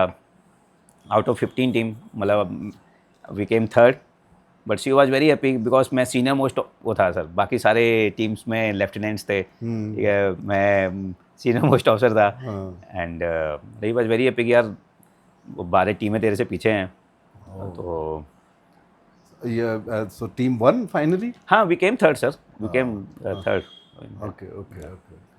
बिकॉज इस वाले में हमारा डिले हो गया था, otherwise we were doing very well, मतलब हम फर्स्ट आते। एक तो ये था ना कि you already had at least 2-3 tenures, infantry का टेन्योर किया, फिर आपने असम राइफल, तो हाँ, age wise you must have been the senior most. Yes, ये सब 2012 की बात है, मैं 32 साल का हो चुका था सर। तो मैं तो प्रोबेशन किया था 30+ पे, फिर ये 32 ईयर्स का था। तो बट ठीक है, मतलब मैंने बताया सर कि मैं शायद उस टाइम पीक पे था अपने, मतलब मेरे पास अभी भी इसमें नाइकी उस पर जो वो आता है, तो 13 किलोमीटर मैंने 50 मिनट में किया हुआ है सर की टाइप। तो प्रॉब्लम नहीं थी इतनी। Running is the one of the I think toughest. हाँ, वो दीवान साहब ने जो कोचिंग दी थी सर, तो रनिंग इतनी इम्प्रूव हो गई थी दिल्ली में, दौड़ा के उन्होंने सर ना, तो रनिंग में कभी प्रॉब्लम नहीं आई मुझे। But you had some issue with that वर्कोस बैंड्स और समथिंग। हाँ, वो सर मेरे एकेडमी में डेवलप होना शुरू हो गया था। एंड कमांडो कोर्स में मेरी आई इसलिए मिस हुई बिकॉज 3-4 दिन मैं हॉस्पिटल में ही था। एंड बट ये है कि ठीक है सर, जब बहुत ज़्यादा लॉन्ग रन करता हूँ 40-50 किलोमीटर का, तो फिर वॉक रन खानी पड़ती है कि हर 10 किलोमीटर के बाद एक वॉक रन खा लो एंड दौड़ते रहो sir. So here it comes the mental toughness. हाँ, मतलब सर देखिए, मतलब मुझे ये लगता है सर कि दर्द सभी के होता है, मतलब जो फिट होगा, बिकॉज वो 30-40 किलोमीटर जब होता है तो आपका पिट्ठू भी आपकी पीठ पर रगड़ रहा है, आपके शूज़ वगैरह भी सब, तो वो कहीं ना कहीं हल्का सा रब कर ही रहे होंगे, थोड़े छोटे मोटे ब्लिस्टर सबके हो जाते हैं, तो चलते रहो सर। एब्सोल्युटली, ये और इसी का नाम तो यस एडवेंचर है। हाँ, एंड अगर आपने वॉलंटियर किया है, ऑप्ट किया है, देन बी रेडी, जो भी आ रहा है करते रहिए। नहीं, बट सी आपकी जगह कोई और होता, आई थिंक दिस वे कि यू ऑलरेडी क्रॉस 30 सर हैं, तो instead of opting for para, one would have preferred to go back to the unit and वहाँ अपना जाके कंपनी कमांडर बन के, बट सर फिर वो सेम ही लाइफ आप लीड कर रहे होते हैं। हाँ, सो वो एक कहीं फ्रस्ट्रेशन होता है कि चलो मैं कुछ और एक्साइटिंग करूँ जिंदगी में। हाँ, मतलब मतलब मुझे लगता है सर कि हर दिन कुछ नई चीज़ आपको सीखनी चाहिए। इतनी सारी चीज़ें हैं लाइफ में ना, तो you should learn something new. कुछ आप अचीव कर पा रहे हो, मतलब रात में जब आप सो रहे हो तो आपको लगना चाहिए कि हाँ यार कुछ आज दिन में ऐसा किया जो अच्छा था, कुछ अचीव किया या कुछ नया सीखा। तो यूनिट की तरफ से तो कुछ ऐसा नहीं था कि you wanted to be away from there? नहीं सर, मतलब यूनिट मैं बाद में गया लास्ट में अच्छा। कुछ उसके लिए, बट मेरा ये था कि इन्फेंट्री बटालियन का सर बहुत फिक्स रूटीन हो जाता है, बहुत ही फिक्स रूटीन हो जाता है। So how the para battalion is, if you can tell to our viewers, different from the infantry battalion? Sir एक तो सबसे जो बड़ी चीज़ है कि पैरा बटालियंस में, ऐसा बटालियंस में वही आते हैं जो वॉलंटियर करते हैं। कोई भी आ सकता है, इन्फेंट्री से भी आ सकता है, आर्मर से भी आ सकता है, आरटी से भी आ सकता है, एडी से भी आ सकता है। आपको एक वॉलंटियर फॉर्म भरना है कि भाई मैं सब चीज़ के लिए तैयार हूँ। करेक्ट। आप आएंगे, उसके बाद आपका प्रोबेशन होगा सर। वो 3 महीने का प्रोबेशन है जिसमें फिजिकली मेंटली आपको चेक किया जाता है। आई विल से सर कि ये देखा जाता है कि क्या आप एक छोटी टीम को लीड कर पाएंगे, बिकॉज जब para team sir SF team operate करती है तो बहुत बड़े उसमें ऑपरेट नहीं करती। जनरली 4 लोग, 6 लोग, 8 लोग ऐसे ऑपरेट कर रहे होते हैं। तो उसके साथ आप कितने एडप्टेबल हैं, क्या ऐसा तो नहीं है कि आपके अंदर वो ईगो है कि भाई मैं तो ऑफिसर हूँ, वो सारी चीज़ें। वहाँ पर सर जो बंदे हैं वो उतने ही अच्छे हैं, बिकॉज वो भी क्रीम है, वो छांटे गए हैं सर। जो वॉलंटियर बंदे आए थे उसमें से वो छांटे गए हैं, उसने अपनी स्किल्स सीखी हैं, उसका एक्सपीरियंस है। हो सकता है वो आपको चेक कर दे, मतलब एम्बुश में जा रहे हो, कई बार होता है सर, ठीक है, वो बताएगा नहीं साहब ये गलत कर रहे हो, ये नहीं करना है, वो सारा चीज़ें। तो बंदों की ट्रेनिंग बहुत ज़्यादा है, बिकॉज जब आप प्रोबेशन क्लियर कर लेते हो फिर आप पैरा बेसिक के लिए जाते हो, आप जंप्स करते हो, उसके बाद में फिर आप अपनी स्किल्स पे डेवलप करना शुरू करते हो। जो मेडिकल करते हैं सर वो बहुत सारे लोग एडवांस मेडिकल करके आते हैं। Advance medical is such a good course sir, मतलब आप आपको लगेगा आप आधे डॉक्टर बन गए सर। कम्युनिकेशन आप सीखते हो, उसके बाद आप एडवांस कम्युनिकेशन के लिए जाते हो, देन डेमोलिशन सीखते हो, एडवांस डेमोलिशन के लिए जाते हो। तो उस तरह देन वेपन हैंडलिंग है सर, अलग वेपन्स हैं, तो टास्क ही अलग है आपका। आपको बुलाया तब जाता है सर जब लोगों को लगता है कि अच्छा यार अभी पैरा वाला को बुला लो तो ये काम हो जाएगा या यहाँ पे रिक्वायर्ड है। तो ये एडवांस कम्युनिकेशन, एडवांस मेडिकल, ये सब किया आपने? सर सारी चीज़ें नहीं करते आप, अपनी एक स्किल करते हो, बाकी सब जो बेसिक स्किल्स हैं वो सारी करते हो आप। एंड उसके बाद में बिकॉज ये जो एडवांस कोर्सेज हैं ये SFTS में होते हैं फिर। अच्छा, आपने क्या किया है? सर मैं कम्युनिकेशन में था, and weapon was my forte sir की वेपन। आपकी मरूनिंग कब हुई फिर? सर मैरूनिंग हुई 2013 में हुई। मतलब किस पॉइंट पे, प्रोबेशन के किस पॉइंट पे जाके? सर प्रोबेशन हो चुका था, प्रोबेशन पूरा ख़त्म हो जाता है आपका। एंड हमारी वाली सर जो मैरूनिंग थी, बिकॉज यूनिट कन्वर्ट हो रही थी, एंड 23 पैरा थी एंड 29 पैरा थी। 29 पैरा हमारे से शायद 2 या 3 महीने बाद रेजिंग शुरू हुई थी उनकी, तो हम लोगों की मैरूनिंग फिर एक साथ कराई गई थी सर। जनरल भाटिया आए थे सर,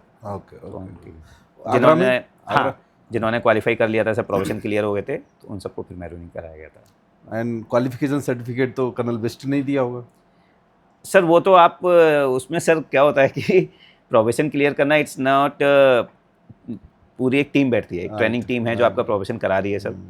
फीडबैक्स बंदों से लिए जाते हैं, टीम से लिए जाते हैं कि भाई किस तरह का बिहेवियर था, कैसा एटीट्यूड था, कैसा था। फिर वो जो ट्रेनिंग ऑफिसर होता है, प्रोबेशन ऑफिसर सर, वो CEO को रिपोर्ट देता है। कौन थे आपके? सर मेरा 6 पैरा का एक ऑफिसर था, तो उन्होंने कराया था। देन वो CEO को रिपोर्ट देते हैं सर, एंड CEO फिर वो चेक करते हैं। तो जनरली अगर सर ट्रूप्स ने मना कर दिया है तो गड़बड़ है, तो आप नहीं, मतलब आप हो सकता है बहुत अच्छे हों, मतलब ऐसे ऑफिसर्स हैं सर जो कमांडोज में इंस्ट्रक्टर थे, वो आए एंड उनका नहीं हुआ। तो अगर ट्रूप्स ने मना कर दिया है, आप एडॉप्ट नहीं कर पा रहे हो, टीम्स के साथ नहीं बन रही है आपकी, या आप दैट ऑनेस्टी इंटीग्रिटी में कुछ लैकिंग है, तो कोई ज़रूरी नहीं है कि आपका प्रोफेशन क्लियर हो। तो that's why I am saying sir कि केवल physical is not parameter, because physical आप इंप्रूव कर लोगे अगर आप सिंसियर हो सर, हार्ड वर्किंग हो तो फिजिकल इंप्रूव हो जाएगा। वो बंदे ट्रेनिंग टीम इंश्योर कर लेगी कि आपका फिजिकल इंप्रूव हो जाए उतना। But team management, troop management sir, बिल्कुल। इनफैक्ट एंड लर्निंग, आप कितना लर्न करना चाहते हो, सीखना कितना चाहते हो आप। यस, और वो भी अपने से नीचे वालों से। हाँ, सभी से, सभी 360 डिग्री, 360 डिग्री सर। देखो मैंने जो देखा है, मैंने कुछ NCO JCOs के जो इंटरव्यू किए हैं, I find they are equally wonderful guys. Yes yes, As अरे far as their, बहुत बहुत अच्छे बंदे होते हैं जो मेंटल एप्टीट्यूड है, यस, थॉट प्रोसेस जिसे कहना चाहिए, बिल्कुल means they may not speak English but उनकी जो थिंकिंग है इज वेरी पॉजिटिव, बिल्कुल, अपराइट मैन, बहुत बंदे बहुत अच्छे बंदे होते हैं बहुत अच्छे सर, बंदे यस। होते हैं. So I think as I know that हम तो दोनों एक साथ वो 10 किलोमीटर भी सर, दौड़े सर, हैं, मैराथन में भी सर। 2-3 भाग लिया है हमने. बिल्कुल sir. So I know that you are a great adventure person, and army में तो खैर आपने एडवेंचर किए होंगे. तो कहीं आपने वो एक हिमालयन वाली रैली की थी, सर वो भी मैं 23 पैरा से गया था। रेड डी हिमालयन, उसके बारे में बताओ, है क्या पहले तो हमारे व्यूअर्स को, तो और फिर उसमें कैसे आपने अपने को एक्सेल किया. सर जैसे मैंने बताया ना कि मुझे आदत है, हाँ, मतलब कि कुछ लोग बोलते हैं कि तेरे को फालतू के तीर लेने की आदत है, ठीक है, या तेरे में कीड़ा है, एंड मुझे लगता है यार कि ठीक है, चलो मैं इन्फेंट्री में था, फिर मैं एलसी पे भी हो आया, फिर मैं असम राइफल भी चला गया, फिर पैरा में आया, तो मुझे लगा यार कि अभी और क्या चीज़ें हैं जो और सीख सकते हो आप. तभी मेरे को पता लगा सर कि रेड डी हिमालय होने वाली है, तो मैंने चेक किया रेड डी हिमालय का, तो रेड डी हिमालय सर अभी नहीं होती है. Red D Himalaya was the toughest rally sports in Asia and highest also, because Khardungla और इस सारे पासेस वो कवर करती थी.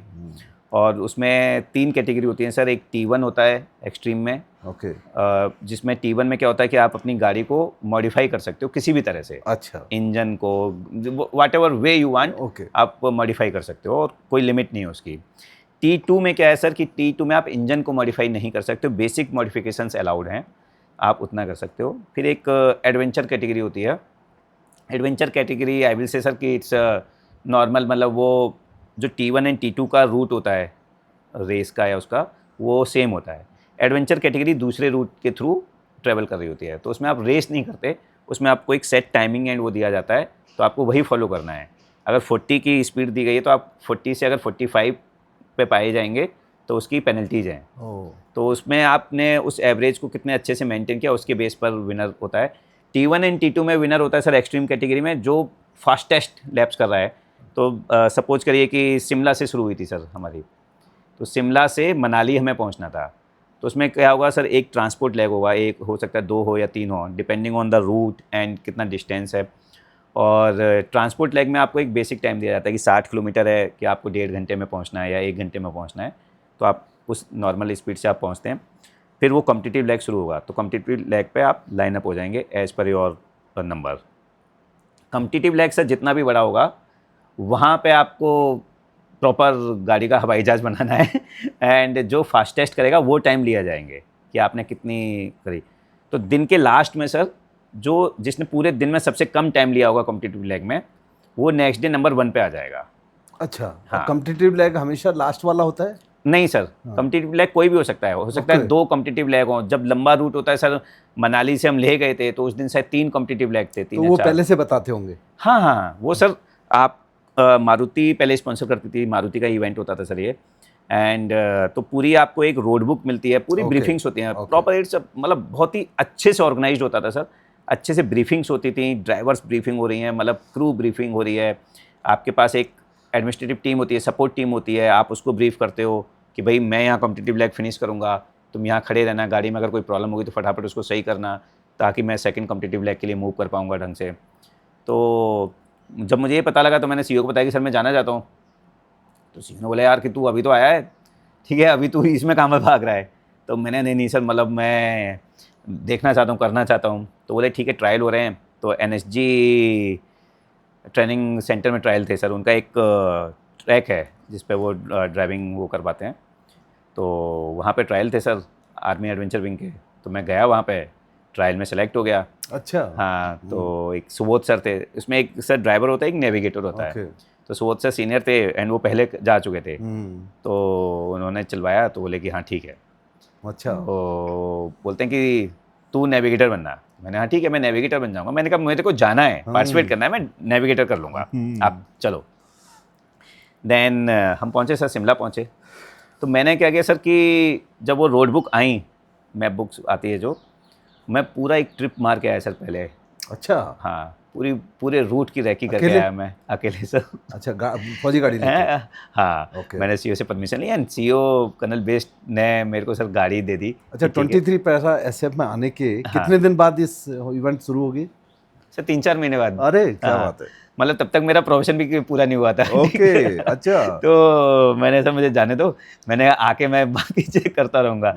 तो मैं गया सर, पूरी रैकी करके आया, पूरा एक रूट देके आया। मैंने अपने नोट्स बनाए कि यहाँ पे गाड़ी हम पूरी भगा सकते हैं, यहाँ पे अकेले? स्लो करनी पड़ेगी। हाँ सर, मैंने एक ड्राइवर रखा अपने साथ, ओह। जो मेरा जिप्सी वो था। मैं ड्राइव करता रहता था, वो बैठा रहता था, मैं अपने नोट्स बोलता रहता था कि ये यहाँ पे ऐसे है, यहाँ ऐसे है, यहाँ ऐसे है। वो फिर इवनिंग में उनको फेयर कर लेता था। तो वो पूरा मैंने बनाया। आया, मैंने सुबोध सर को बताया कि सर ऐसे ऐसे है। सुबोध सर बोल रहा भाई तू बोला यार। तो मैंने नहीं सर, अच्छे से करना है। फिर शिमला से हमारा सर गो हुआ। शिमला से हमें मनाली पहुंचना था डे 1। अच्छा, इसमें T1 T2 3 में टफेस्ट क्या था? Sir T1 and T2 same है। T1 एंड T2 में बस डिफरेंस ये है कि T1 में जो कैटेगरी है उसमें गाड़ियाँ, जैसे आपने जिप्सी का हो सकता है आप बॉडी यूज़ करो, अंदर इंजन आप उसमें पजेरो का रख लो या पावरफुल इंजन लगा लो या इंजन में मॉडिफिकेशन कर लो, टर्बो लगा लीजिए, वो सब कर लीजिए, वो अलाउड है। T2 में बस इंजन का मॉडिफिकेशन अलाउड नहीं है सर। ओके। जो बेसिक मॉडिफिकेशंस होते हैं फिल्टर के, एग्जॉस्ट के, वो अलाउड होते हैं। तो बाकी रूट वगैरह सब सेम होता है। तो T2 का सेम रूट है, T1 का भी सेम रूट है। इट इज़ जस्ट कि T1 की जो गाड़ियाँ हैं वो हो सकता है ज़्यादा फास्ट दौड़ें, बिकॉज उनकी पावर ज़्यादा हो जाती है। तो we were in T2 sir. Okay. हाँ, एंड because T3 में क्या है? T3 सर में? T3 है ही नहीं सर, फिर वो एडवेंचर कैटेगरी है। अच्छा, तो एडवेंचर कैटेगरी में रेस नहीं है। अच्छा। एडवेंचर कैटेगरी जो अपनी एक फिक्स स्पीड से ओके। मूव करते हैं, तो वो लोग सर नॉर्मल, उसमें गाड़ियों में कोई सेफ्टी केज भी नहीं होता। जैसे इन गाड़ियों में सर, हमारी गाड़ियों में सेफ्टी केज होता है, सीट्स चेंज हो जाती हैं, कई सारे और सेफ्टी मॉडिफिकेशंस होते हैं। बिकॉज आप गाड़ी भगा रहे हो सर, एक ग्रेवल ट्रैक पे भगा रहे हो, शार्प टर्न्स ले रहे हो, हैंड ब्रेक लेकर आप गाड़ी को टर्न कर रहे हो। तो वो कंपटीशन जो होता है वो विद इन कैटेगरी होता है? विद इन कैटेगरी होता है सर। हाँ। तो जैसे जो T2 था सर हमारा, तो T2 में हमारे 50 या 52 व्हीकल्स थे सर। जब लास्ट डे फिनिश हुआ तो 24 ने ही ख़त्म किया सर, 24 या 23 ही व्हीकल ख़त्म कर पाए। बाकी सब आउट होते चले जाते हैं, कुछ गाड़ियाँ वैसी ख़राब हो तो गई, आप कुछ शिमला आउट से होते चले निकले? गए। हम शिमला से निकले सर, वी रीच्ड मनाली। जब हमने मनाली में फिनिश किया तो वी वर फर्स्ट, हमने फास्टेस्ट लैप मारे। फिर मनाली से अगले दिन हमने मॉर्निंग में नंबर 1 पे शुरू किया सर, और मनाली से लेह पहुंचना था। बट हमारा क्या हुआ सर, जो जिप्सी थी, फौजी जिप्सी, उसका फिल्टर चौक हो गया। तो जो गट्टा लूप्स आते हैं वहाँ पे गाड़ी हमारी सब बिल्कुल स्लो हो गई। मतलब वो गाड़ी पूरी दबा रखी है एक्सीलेटर, बट चल ही नहीं रही वो, इसकी स्पीड 20-30 वैसे चल रहा है। फिर पहुँचे, पीछे से गाड़ियाँ निकल गई सर। हम वापस आई थिंक 10वें या 12वें नंबर पे आ गए। हाँ ठीक है, 10वें 12वें नंबर पे आ गए। फिर तीसरे दिन मनाली से, लेह से हमें खारदुंगला वाला सर्किट करके आना था, वो किया सर हमने। उसके बाद लेह से हमें जाना था सर कारगिल होते हुए रंगदुम पदम वाले, उस पर कारगिल से अंदर है सर ये। ओके। हाँ, तो जब हम वहाँ के लिए निकले सर, तो आधे रास्ते में कारगिल से पहले एक शार्प टर्न आया, टर्न लिया हमने और गाड़ी पूरी घूमी, और एक तरफ खाई थी सर और एक तरफ पहाड़ था, और उस पहाड़ पे गिर गई जाके साइड से ऐसे। हम निकले सर एक साइड से, गाड़ी हमने सीधी करी, बिकॉज ऐसे टेढ़ी थी तो हमने सीधी करी, जिप्सी को स्टार्ट किया, स्टार्ट हो गई गाड़ी। अगेन लकी के वेंट टुवर्ड्स। हाँ लिटरली सर, मतलब हम लोग यही सोच रहे थे जब वो ऐसे घूम रही थी ना सर 2 बार, तो हम सोच रहे थे कि बस यहाँ चली गई तो पता नहीं हम निकलेंगे यहाँ कोई और निकालेगा टाइप ना। तो फिर हमने गाड़ी को घुमाया तो देखा कि गाड़ी की ब्रेक नहीं है सर, गाड़ी की ब्रेक, इसीलिए वो घूमी थी। हाँ इसीलिए वो घूम गई। तो हमने कहा कि अभी, तो सुबोध सर बोलते हैं तू जूनियर है, तू बता कि कल को मैं कुछ बोल दूंगा फिर तू बोलेगा सर नहीं बोला था, नहीं तो मैं तो जाता ही नहीं। तो मैंने कहा अब तो आ चुके हैं, अब तो आधा रास्ता है, अभी वापस थोड़ी ना जाएंगे, मैंने चलाते हैं। एंड सर उस दिन हम वहाँ पहुँचे जो फिनिश पॉइंट था, एंड हमने फास्टेस्ट लैप मारी, तो उस गाड़ी में ब्रेक तो थी नहीं, तो हमने कहा कि भगाते हैं, जितनी भागेगी, जहाँ रोकना होगा उसको 5 नंबर से 1 नंबर पे ले आएंगे। तो रुक गई तो ठीक है जैसे भी है। तो गाड़ी का इंजन की काफ़ी हालत ख़राब हुई, बट हमने काफ़ी कवर किया। फिर रात में जब खुलवाया सर, तो वो शू ब्रेक और शू पैड सबका बिल्कुल जल पाउडर चुके थे। पाउडर बन चुका था सर, थे ही नहीं। ओह, मतलब उसने बोला कि सर अभी इसमें कुछ है ही नहीं, पूरा वो नया सेट पड़ा, वो सारी चीज़ें चेंज हुई। फिर लास्ट डे जो था सर, वापस जो लास्ट कॉम्पिटिटिव लेग था, हम टर्निंग पॉइंट से वापस लास्ट हुए। कॉम्पिटिटिव लेग में ये सब रिपेयर हो चुकी थी चीजें? हाँ, रात में सर, रात में रिपेयर होता था। रात अच्छा। में जो हमारी सपोर्ट टीम होती थी वो सब रात में पूरा ओह, रिपेयर करती थी। हाँ। सुबह जब हम सुबह जब लाइनअप के लिए जाते थे तो पूरी उससे पहले 2 घंटे पहले आके हम गाड़ी चेक करते थे, सारी चीज़ें चेक करते थे, ठीक है। अगर कुछ बचा हुआ है या मेरे को लग रहा है कि भाई इसकी ब्रेक सही नहीं है या इसका ये स्टीयरिंग में कुछ प्रॉब्लम आ रही है। इसी बीच में सर इनफैक्ट उसी दिन ये जो गेयर रॉड होती है वो पूरा निकल गया हाथ में। ओह, आपने देखा होगा जिप्सी के उस पे एक प्लास्टिक का कवर होता है, ब्लैक कलर का रबड़ होती है। हाँ। तो वो मैंने सर स्क्रू ड्राइवर लिया, उससे काटा, गाड़ी भाग रही है और काट के वो खोला तो उसमें से एक जॉइंट होता है सर, ये रॉड हाँ। जाके एक इस तरह का एक वो निकला होता है, हुक टाइप का, जिसके ऊपर वो जॉइंट होता है, वो वहाँ से निकल चुका था। हाँ। तो फिर उसमें सर वो स्पैनर डाला, जैसे टायर चेंज करते हैं, उससे गियर लगाए हमने। ओह, तो जब हम वहाँ पहुँचे तो वो बोलता है कि तुम्हारी गियर रॉड कहाँ है? हमने कहा यही है, ये हाथ में पीछे रखी हुई है और इससे स्पैनर से हमने गियर चेंज करे आज। oh my तो God. ना ब्रेक थे ना गियर वो थी, साफ थी। फिर रात में सर वो सही हुआ, अगले दिन हम निकले। लास्ट कॉम्पिटिटिव लेग था and we were running second. हम अगेन 10-12 से सेकंड पे आ चुके थे और साइड वाला सर टायर पीछे वाला हमारा फ्लैट हो गया, बिल्कुल पंचर हुआ। और हम देख रहे हैं गाड़ी भाग रही है, ग्रेवल है, तो मैंने कहा कि अभी तो भगाते हैं, जो होगा देखा जाएगा। उसके बाद सर वो टायर कटना शुरू हो गया, बिकॉज Naturally. रिम का उस पर लोड आया, कटना शुरू हुआ, गाड़ी उखड़ गया वो सर, उसके चिथड़े उड़ रहे हैं, टुकड़े वो हवा में हमें दिखाई दे रहा है कि उड़ गया वो। उसके बाद वो रिम पे आ गई गाड़ी सर, रिम पे आई तो चिंगारियाँ निकलनी शुरू हो गई।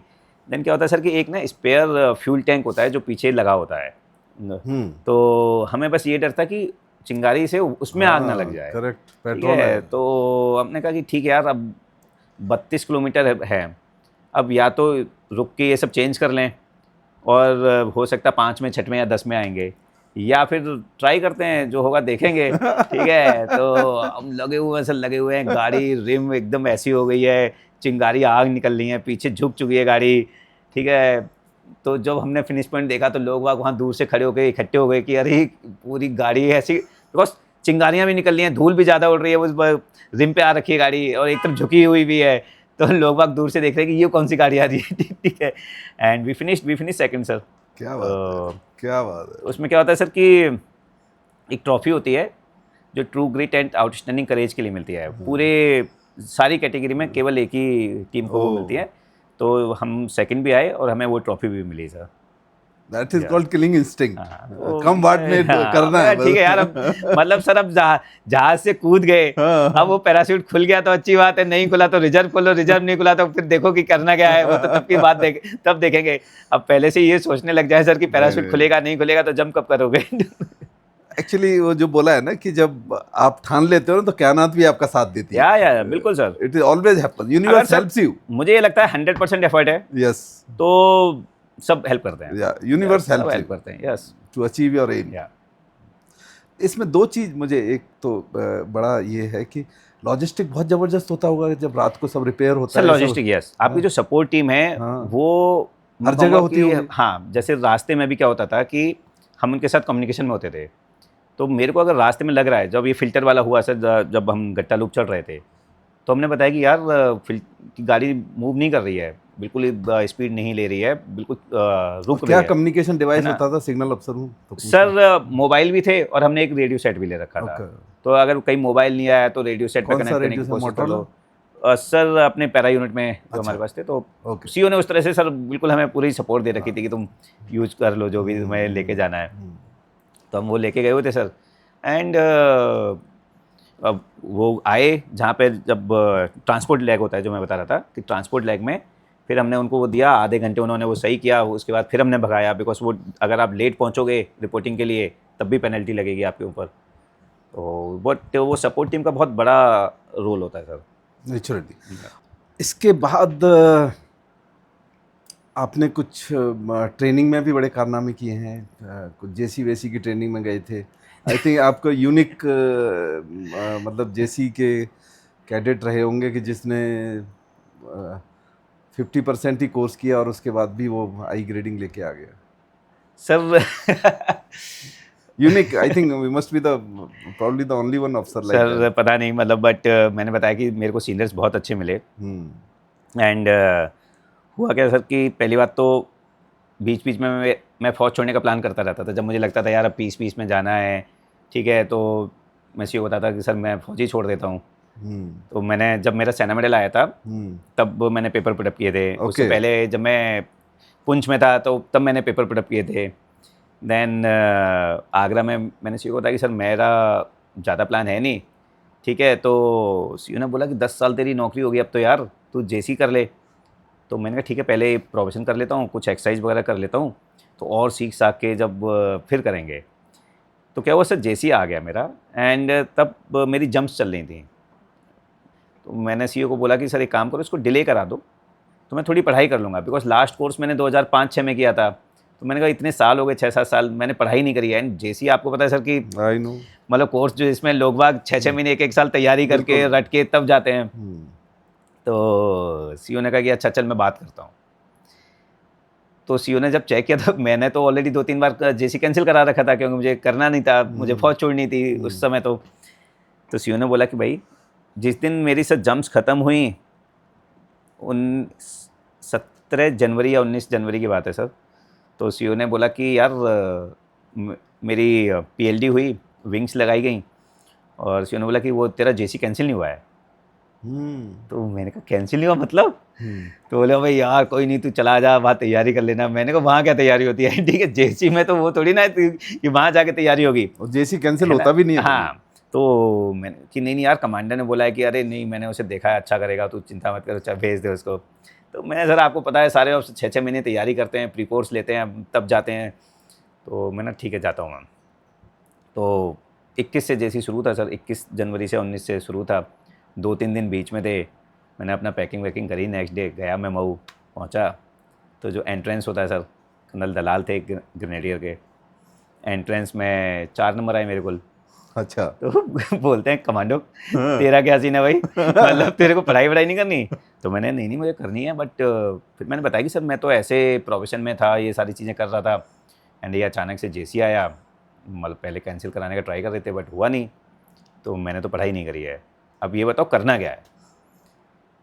तो फिर वो लेके गए सर मेरे को अपने साथ एक रूम में, उन्होंने पूरा मॉर्निंग 5 बजे से लेकर रात के आई थिंक 11-12 बजे तक का मेरे को लिख के दिया कि देख 5 बजे उठना, उठ के आधे घंटे में फ्रेश होकर बैठ जाना पढ़ने के लिए, उसके बाद ये पढ़ाई करनी है, ये प्रेसी पढ़ाई करना है, ये चैप्टर्स शेड्यूल करने हैं, दिया। पूरा बनाया सर उन्होंने मिनट टू मिनट का।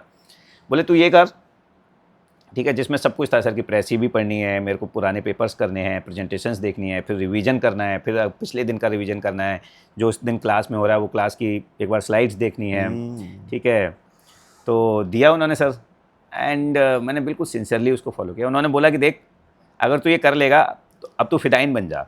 फिदाइन बन जा। लिटरली उन्होंने ये बोला कि अब तू फिदाइन बन जा, या तो तू मार देगा या मर जाएगा, 2 ही ऑप्शन है तेरे पास, ठीक है। तो मैंने कहा हाँ ठीक है, कमांडो का काम ही है ना। हाँ, मैं सर आप मुझे बताओ, मेरे को सीखने में और उसमें कोई शर्म नहीं है, मतलब कोई भी, बस आप मेरे को ये बताओ करना क्या है। तो उन्होंने बताया और मैं लग गया सर, लिटरली मतलब जो उन्होंने बताया मैंने एक चीज़ उससे ज़्यादा ना एक्स्ट्रा करी और ना कम करी। उन्होंने बोला 5 बजे से रात 12 बजे तक, तो मैंने वो फॉलो किया। मेरा रूमी था सर, मैं 23 पैरा से गया था, मेरे जो रूमी थे वो मेरे यूनिट की 19 हाजिरी पे मेरा सीनियर था। तो मैं उसको बताता था कि मुझे कुछ भी मत बोलना, मैं यही करूँगा, बिकॉज वो बड़े सारे नोट्स कि मैं उससे ये बेस्ट स्टूडेंट था, उसके नोट्स हैं, ये उसके नहीं। मैंने कहा मुझे कुछ नहीं करना है, मैंने कहा मैं केवल यही फॉलो करूँगा जो इंस्ट्रक्टर ने बोला है। मैंने वो फॉलो किया सर, एंड इस बीच में जो पहली एक्सरसाइज होती है वो हुई, एंड जनरल कामत थे sir, army war college commandant, वो आए। तो जो डीएस थे उन्होंने बोला कि ब्रीफ करो, तो मैंने ब्रीफिंग दी। फिर ब्रीफिंग दी तो जनरल कामत ने बोला कि मतलब गुड वो कि पता लगता है कि तुमने कॉन्सेप्ट सीख रखा है, अच्छा है कि you are clear in your thoughts and briefing. फिर 1-2 और इंसिडेंट ऐसे हुए। फिर आई थिंक 20 दिन बाद सर ने बोला कि now you will not speak. मैं था सर और एक और ऑफिसर था जैकरिफ का, जिसको बाद में बेस्ट स्टूडेंट भी मिला, कि तुम दोनों नहीं बोलोगे, तुम दोनों तभी बोलोगे जब सिंडिकेट में कोई और नहीं बोल पाएगा। अच्छा। या तो फिर जब A1 हुआ सर, क्विज हुई, क्विज में बहुत अच्छे नंबर आए, A1 हुआ तो काफ़ी अच्छे नंबर आए। इसके बीच में 2-3 बार और ब्रीफिंग हो गई मेरी, सिंडिकेट डिस्कशन हुए तो उसमें भी अच्छा, बिकॉज तब तक कॉन्सेप्ट वो क्लियर होते चले गए, धीरे धीरे जो उन्होंने बताया था वो कॉन्सेप्ट क्लियर हो गए। यू सर ग्राउंड पे कर रखा था, जैसे CI देखी हुई थी, हाई एल्टीट्यूड ऑल्टीट्यूड देखा हुआ था, LC देखा हुआ था, ठीक है ना। हाँ, तो वो बेसिक चीज़ें ठीक थी। तो A1 जब ख़त्म हुआ सर, तो नेक्स्ट डे एक विटनेस के लिए मेरे को बुलाया गया मणिपुर में। मैं वहाँ चला गया सर, तो आर्मी हेडक्वार्टर की TD आई, वहाँ निकल गया। और मैं आया सर जिस दिन JC का A2 हुआ था, उससे नेक्स्ट डे वापस। तो जो मेरे A2 के DS थे, जैकलाई ऑफिसर एंड अपना A1 वाले DS, उन्होंने बोला कि भाई जो SI हैं वो बुला रहे हैं और अब तुम्हारा भविष्य का वो डिसीजन लिया जाएगा कि तुम्हारे साथ क्या किया जाए। तो मैं पहुंचा, मैंने चलो सर, मतलब मार दिया जाए कि हाँ। छोड़ दिया जाए। तो उस टाइम से brigadier Pingle, later on general Pingle, okay. Maratha light के, हाँ। तो वो ऐसा ही थे। तो उन्होंने बोला कि यार कि तेरे को जो म्यूचुअल असेसमेंट होता है ना सर हाँ, A1 का, हाँ। तो I was I think second और third in entire course in mutual assessment, oh. मतलब मैं अपने उसमें तो बोले कि तेरे को बहुत हाई रैंक किया हुआ है म्यूचुअल असेसमेंट में, तेरे DS ने बहुत अच्छा हाई रैंक किया हुआ है, जनरल कामत है listen to your briefing and तेरा केस हमने डिस्कस किया है काफ़ी। तो मैं सर आप बताओ। तो बोले 3 ऑप्शंस हैं तेरे पास। पहला ऑप्शन कि हम तेरा कल क्विज 2 और A2 ले लें। तो इससे पहले मैं कुछ बोलता तो मेरे DS बोलते हैं कि हाँ मत बोलना, क्योंकि तूने तो क्लास ही नहीं अटेंड करी है, ठीक है, तो क्या करेगा तू। फिर सेकंड ऑप्शन है कि तू वापस चला जा, नेक्स्ट कोर्स में आ एंड हम आर्ट्यू कर देंगे तेरे को कि भाई 30 दिन 35 दिन अब्सेंट था कि वो नेक्स्ट कोर्स में, एंड जितना हमने देखा you will be in top 20। And मैंने सर थर्ड ऑप्शन कि थर्ड ऑप्शन ऐसा है कि हम we can't give you alpha, ठीक है, बिकॉज ना क्विज 2 ही है ना A2 है, बट यस कमांडर ने told and we are in agreement कि you are a instructor material, तो यू विल गेट आई, तो यू विल गेट BI। तो मैंने सर आप बता दो, मैंने कहा सर आप मेरे से सीनियर हो तीनों, एंड आपको जो लगता है कि मेरे लिए सही है आप मुझे बता दीजिए, I will go for that thing. तो बोले कि यार you are already Sena medal, you are already commendation card, ठीक है, तो देख ले क्यों वापस दोबारा आना चाहता है, फिर से इसी रट में जाएगा। तो मैंने ठीक है, फिर मैं हाँ बोला सर, मैं बाहर आया, फिर मैं अंदर गया। मैंने सर आई होप जब मेरा रिजल्ट आएगा तो मतलब BI होगी, नहीं ऐसा ना हो कि मेरे को तो हंसने लगे कि नहीं नहीं तू डोंट वरी। तो that's why I got instructor grading sir. I think probably I have not heard such kind of scenario Sir. कि जहाँ 30 days, वहाँ तो 30 days क्या मतलब 30 hours हाँ हाँ मिसिंग नहीं बिल्कुल सर, होने आप देते। 2-3 दिन भी अब्सेंट नहीं हो सकते। और नहीं, यस अफसर खुद नहीं हो सकता है, हाँ, बिल्कुल। खुद नहीं होना चाहता Yes. है ना। Yes, yes, तो that is a unique situation. या यहाँ एक चीज़ मुझे पूछना है, जो आपकी बातों से मुझे पता लगा कि आप पुंछ में थे, आप तब आपने फौज छोड़ने की कोशिश की, सर असम राइफल में आपने फौज छोड़ने की कोशिश की, आपने पैरा में आके फौज छोड़ने की कोशिश की, और आप जब ज्वाइन किया तो आप बड़े पैशनेट थे आर्मी ज्वाइन करने के लिए, क्योंकि आप NCC में थे, you were inspired by the IMA और द, तो क्या ऐसा रीजन था कि जहाँ हर मोमेंट पे आपको ये छोड़ने वाला आइडिया आता था? सर 2 चीज़ें थी। पहला था आप खुल के बता सकते हो। हाँ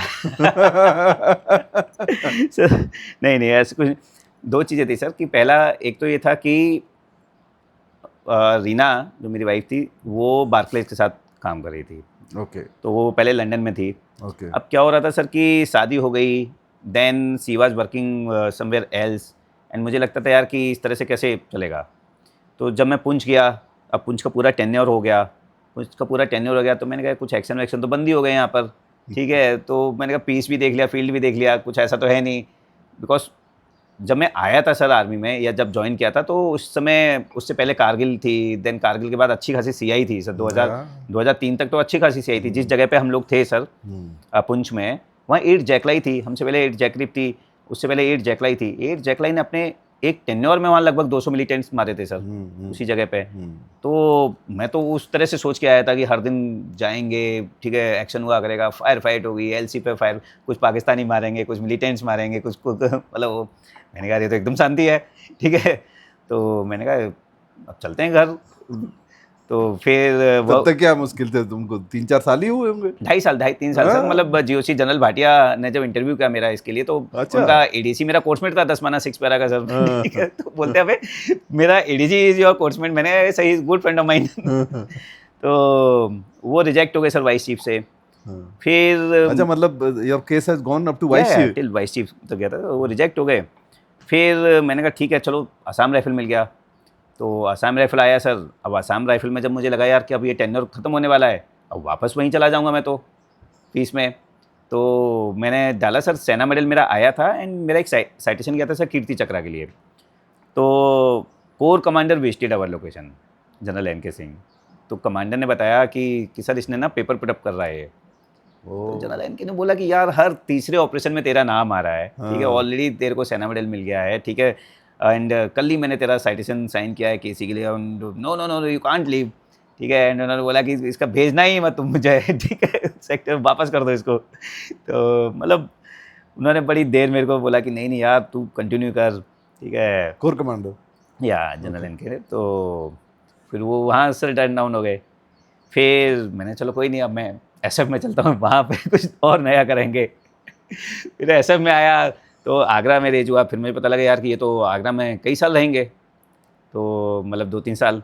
तो मैंने कहा यार, फिर मैंने सर को बोला, मैंने अबे तो बिस्तर से बोलते साले भाग जाए, ठीक है। फिर ये जेसी करके आया सर, तो मेरा यूएन टेनर आ गया। तो फिर मैंने कहा चलो ठीक है, अब 10-12 साल हो गए, अब 20 करके छोड़ेंगे। सो बेसिकली क्या है कि जो मैंने अभी तक देखा है कि जितने भी पैरा स्पेशल फोर्सेज का जो माइंडसेट है ना, वो एक्सेंट्रिक होता है थोड़ा। हाँ, कहीं कुछ अलग होता है। कुछ अलग होता है। इट्स डिफरेंट कि उनको जो करना है वो करना है। अच्छा।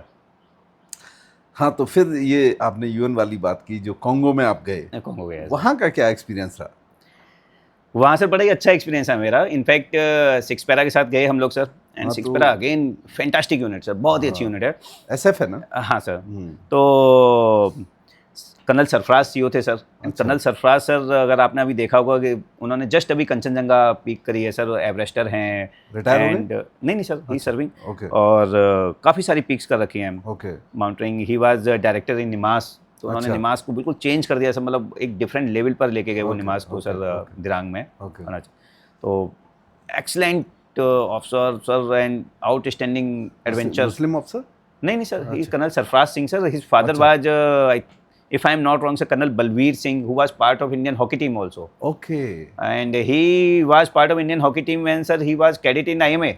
Oh. Yeah, मतलब उस समय के वो ओलंपियन है थे सर। फादर जो है। हाँ। And 3rd 4th generation of sir. Okay. तो मेरे को लगा कि चलो यार, अभी असम राइफल भी थी, प्रोविजन भी था, ये सब था, थोड़ा सा रेस्ट मिलेगा यूएन में जाके, बिकॉज उतनी सीनियर भी नहीं थे यूएन में। तो काफ़ी सीनियर आते हैं सर, एंड बड़े सारे ऑफिसर्स हो जाते हैं। तो दिल्ली में बैठे हुए थे, कॉन्फ्रेंस थी, और उस दिन कंपनियां बांटी जानी थी कि कौन कंपनी कमांडर बनेगा, कौन कंपनी 2IC बनेगा, कौन क्या अपॉइंटमेंट करेगा। तो मैं पीछे आराम से बैठा हुआ था सर, मैं और कश्यप सर, हम लोग ना। तो मैंने कहा सर मेरा तो नंबर आएगा नहीं, मैं तो आराम से कहीं बैठूंगा, कहीं से 2IC 3IC या हेडक्वार्टर में, इतने सारे ऑफिसर्स हैं। तो मेरा नाम आया कि किरुम्बा कंपनी कमांडर कौशलेंद्र। तो वो ऑफिसर ने कहा भाई सर आपका नाम है। नहीं, मेरा नहीं हो सकता कंपनी कमांडर। तो फिर मैं गया सरफराज सर के पास बाद में, मैंने सर इतने ऑफिसर्स हैं मतलब। तो बोले नहीं I have seen you in Agra, ठीक है, तो तू ही बनेगा। And I will say it's a learning sir, मतलब यूएन एक्सपोजर अपने आप में ही एक बहुत लर्निंग है। एंड सरफराज सर ने मेरे को जितना फ्री हैंड दिया वहाँ पे भी, किरुम्बा कंपनी में, ही टोल्ड कि इस कंपनी ने शायद 6 पैरा जब से रेज हुए कभी बैनर नहीं जीता है। एंड मेरा सर समहाउ रिकॉर्ड रहा है कि मैं जहाँ पे भी गया हूँ, 19 में मैं जब था तब मैंने इंटर कंपनी बैनर जो होता है साल में जो दिया जाता है, मेरी कंपनी ने जीता सर। जब मैं 23 असम राइफल गया, वी वॉन दैट बैनर। जब 23 पैरा में आया sir, first banner, we won that banner, ठीक है। तो मैंने ठीक है सर, तो बोले कि अब तू देख ले, एंड हमने जीता सर 6 पैरा में वहाँ जाके यस UN में जाके? हाँ, inter company winner. In fact not only inter company winner sir, we were adjudged as best COB in mission, then COE competitions जीता हमने, we won all the competitions there. Against which units? Sir जो inter company था वो तो 6 para की सारी कंपनियों के साथ था। Correct. देन जो बेस्ट COB था उसमें नेपबेट भी थी, इनबेट्स भी थी, उरू बटालियंस भी थी, ये सारे थे सर। बाहर के सब? हाँ हाँ, या ओके ओके। तो वी वांट दैट आल्सो। तो बहुत अच्छा टेन्योर रहा sir, it's a different exposure, different. और ये कर्नल कौशल कहाँ से मिल गए तुम्हें वहाँ? सर कौशल सर और मैं, हमने वायुज एक साथ किया ओके 2004-5 में, वायुज एक साथ किया। हाँ। देन मणिपुर में हमने ऑपरेट नहीं किया बिकॉज मैं नेक्टर सर के साथ ऑपरेट किया अगर कभी किया तो। देन 6 पैरा में सर एक साथ थे हम लोग, Okay. या तो 6 पैरा में एक साथ थे। तो ये सेपरेट यूनिट से लेके फिर सर यूएन मिशन में हाँ क्या था कि जैसे यूनिट जा रही है तो फिर बाहर देखा जाता है कि जो ऑफिसर्स की मेरिट के अकॉर्डिंग और उनका जो भी पुराना परफॉर्मेंस रहा है, तो कश्यप से 21 पैरा से आए थे, मैं 23 पैरा से गया था। ओके। तो उस तरह से था। तो वहाँ तो सारे ट्राइबल्स होते हैं, वहाँ का कुछ एक्सपीरियंस बताओ ट्राइबल्स के साथ। सर वहाँ जाके आपको लगता है ना कि लाइफ की वैल्यू क्या है आई नो, है ना। अब जब मैं किरुम्बा गया तो आप जो उनको नेशनल हाईवे जो बोलते हैं कि गोमा से बैनी के लिए जो उनका नेशनल हाईवे जा रहा है, उसकी हालत शायद हमारे यहाँ कभी पहले 20-25 साल पहले गांव में जो कच्ची सड़कें होती हैं नहीं वैसी है। और $1 के लिए वहाँ पे बच्चे या बड़े किसी को भी मार सकते हैं, ठीक है। एंड तो एथनिक क्लाइसिस हैं सर। दूसरा मिनरल रिच इलाका है सर, बहुत ज़्यादा। बॉक्साइट है, डायमंड है, and yes bauxite, diamond, gold, ये सारा था। नेचुरली। हाँ, तो मेरा वाला जो इलाका था सर 2500 स्क्वायर किलोमीटर के आसपास का था, किरुम्बा का AOR। And we were having lake Edward एक तरफ और दूसरी तरफ पूरा जंगल था, और उसमें इलीगल माइनिंग, उसके लिए गोल्ड माइनिंग, बॉक्साइट माइनिंग, तो बड़े सारे केसेस होते रहते थे। देन वहाँ माई माई है सर, जो मेजर ग्रुप है माई माई का, उसको माई माई बोलते हैं। तो उनका जो लीडर था सर, उसने UN से वो बात नहीं करता था। Okay. And somehow sir मेरा वहाँ पे भी वही रूटीन था जो मेरा असम राइफल में था। मैं हर दिन निकलता था, उनके चर्च जाता था, लोगों से मिलता था। तो धीरे धीरे धीरे वहाँ इतने सारे मेरे फ्रेंड्स बन गए, मतलब कुछ लोग अभी भी मेरे को फेसबुक पे या वो मैसेज कर देते हैं, लिंक्डइन पे कर देते हैं टाइप ना सब। तो बड़े सारे फ्रेंड्स बने, UN एम्प्लॉई जो थे वो लोकल्स कुछ बने। तो ही टोल्ड कि मैं आप लोगों के साथ बात करूँगा।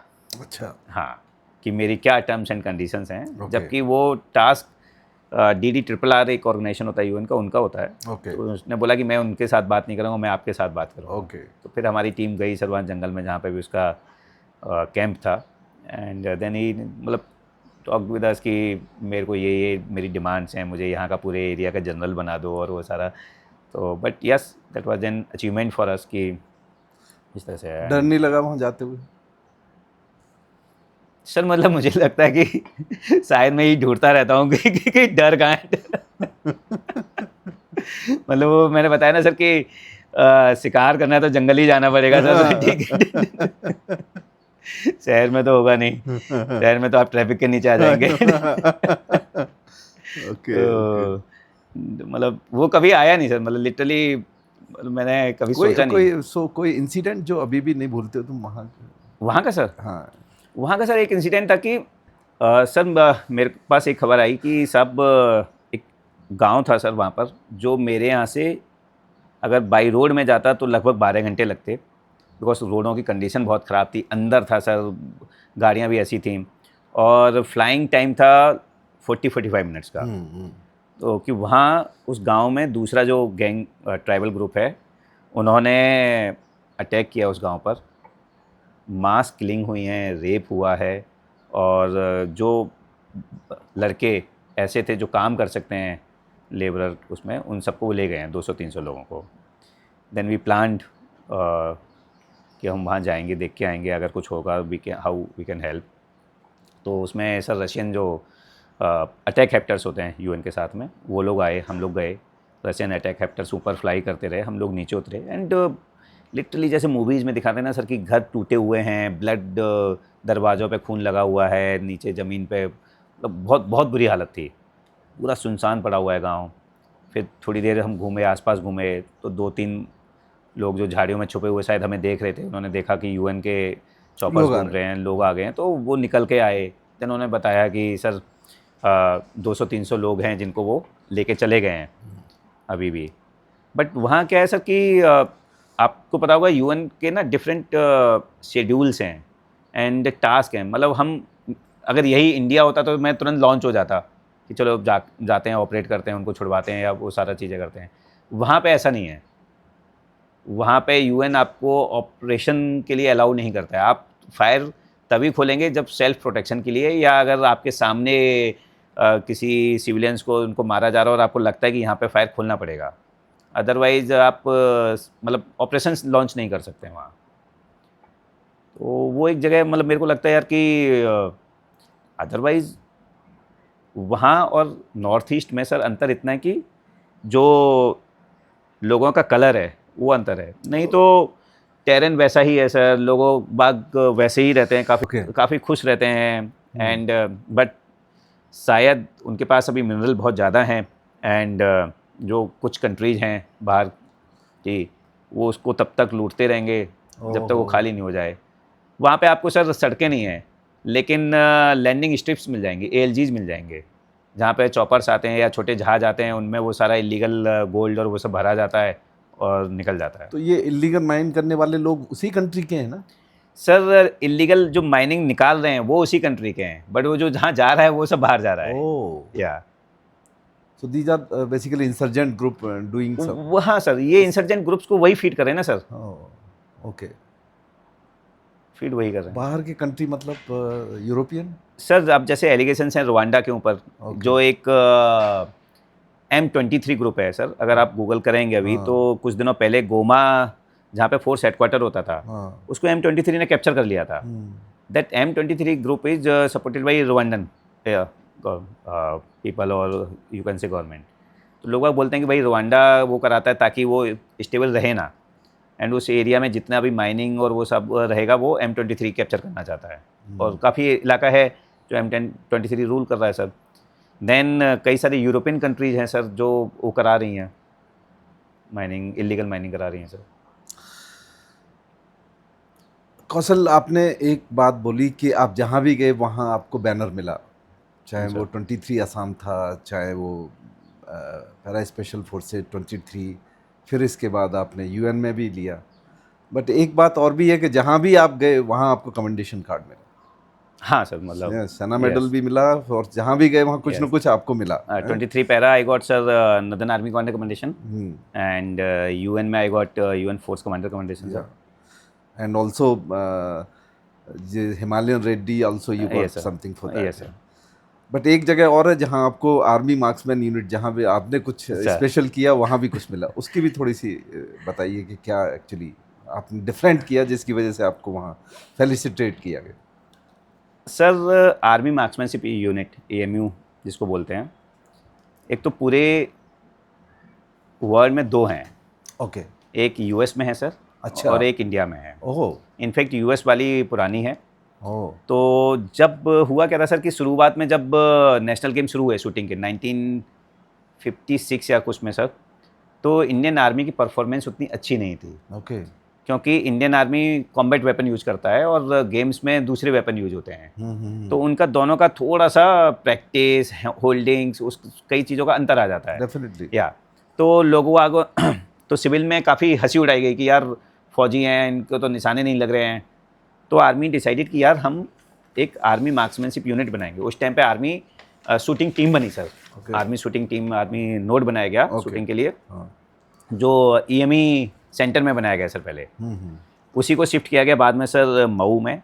एंड मऊ में जब आर्मी मार्क्समैनशिप यूनिट बनी तब हुआ कि ठीक है, एक बार एक टीम जाएगी, US जाएगी, वहाँ देख कर आएगी और उसी चीज़ को यहाँ बनाया जाएगा। तो लगभग सर उसी के बेस पर आर्मी मार्क्समैनशिप यूनिट बनाई गई मऊ के अंदर, कि एंटायर इंडियन आर्मी से सिलेक्शन होगा और शूटर्स को ट्रेन किया जाएगा ओलंपिक में पार्टिसिपेट करने के लिए। ओके।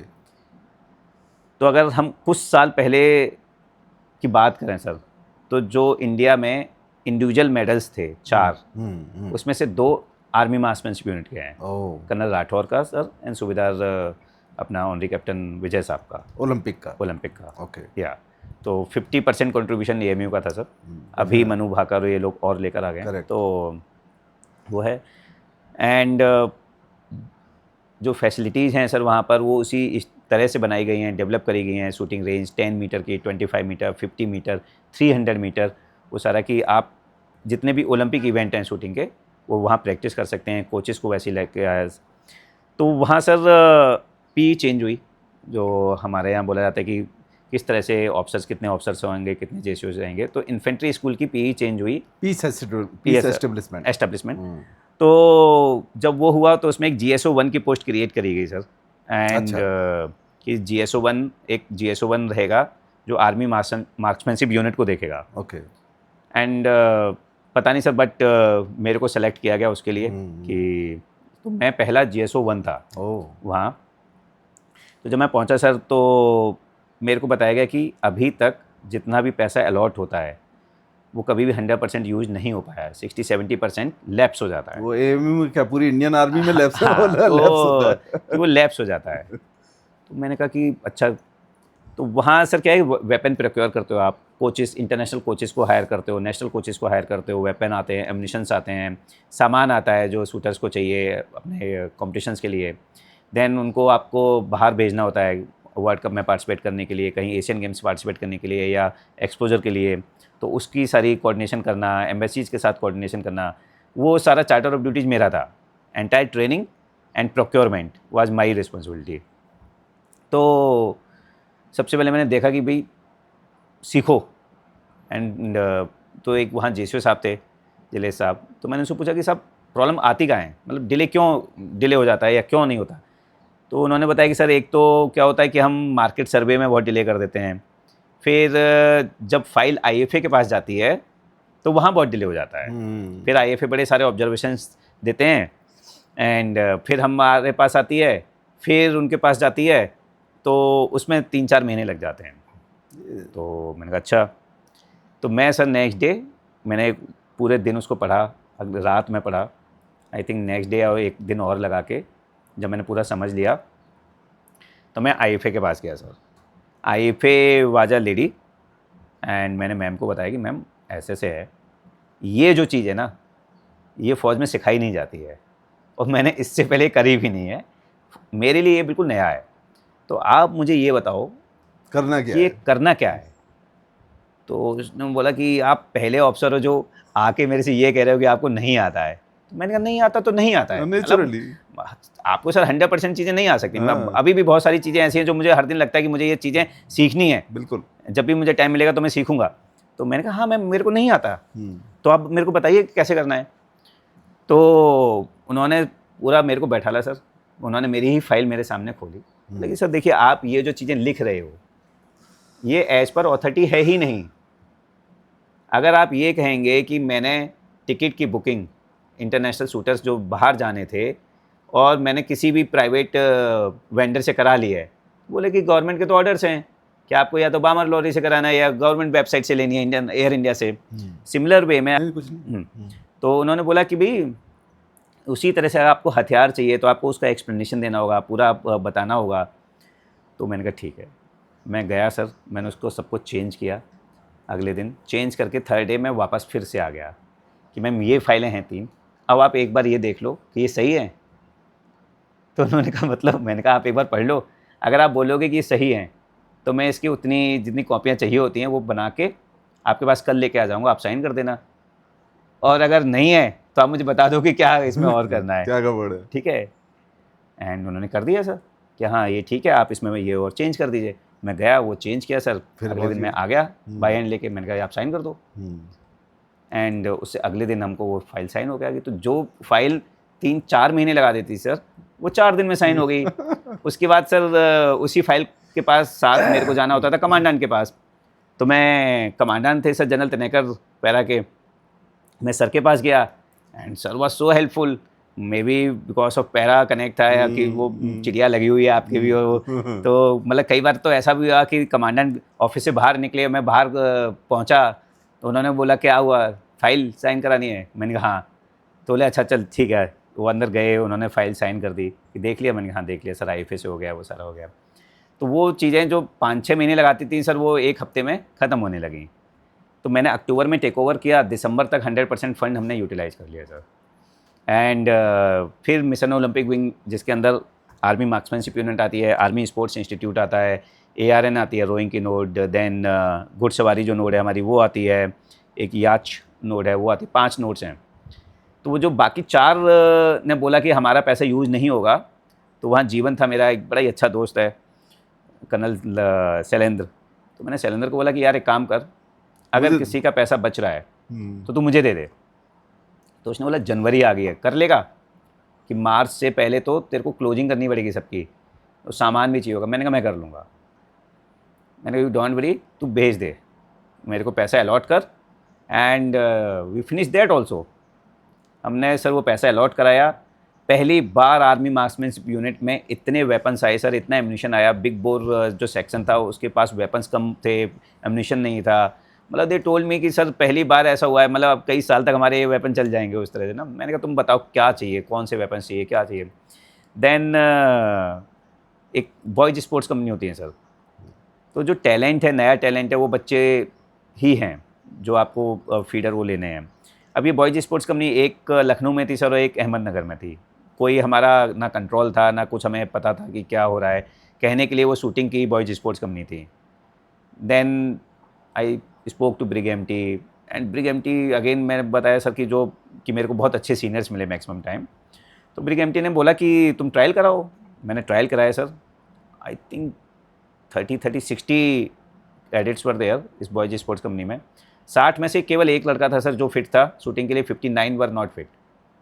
मैंने रिपोर्ट बनाई कि ये दोनों बॉयज स्पोर्ट्स कंपनी बंद कर दी जाएँ और AMU के अंदर बॉयज स्पोर्ट्स कंपनी बनाई जाए, ताकि उनको सेम एनवायरनमेंट मिले, सेम मतलब बच्चों को देखने का मौका मिले, कोचेस मिलेंगे, जब वो यहीं पर शूटर्स के साथ में प्रैक्टिस करेंगे तो उनको भी कॉन्फिडेंस होगा, उन्हें पता होगा कि उनके साथ एक्सपेक्टेशंस है क्या। पहले किसके साथ थी बॉयज कंपनी?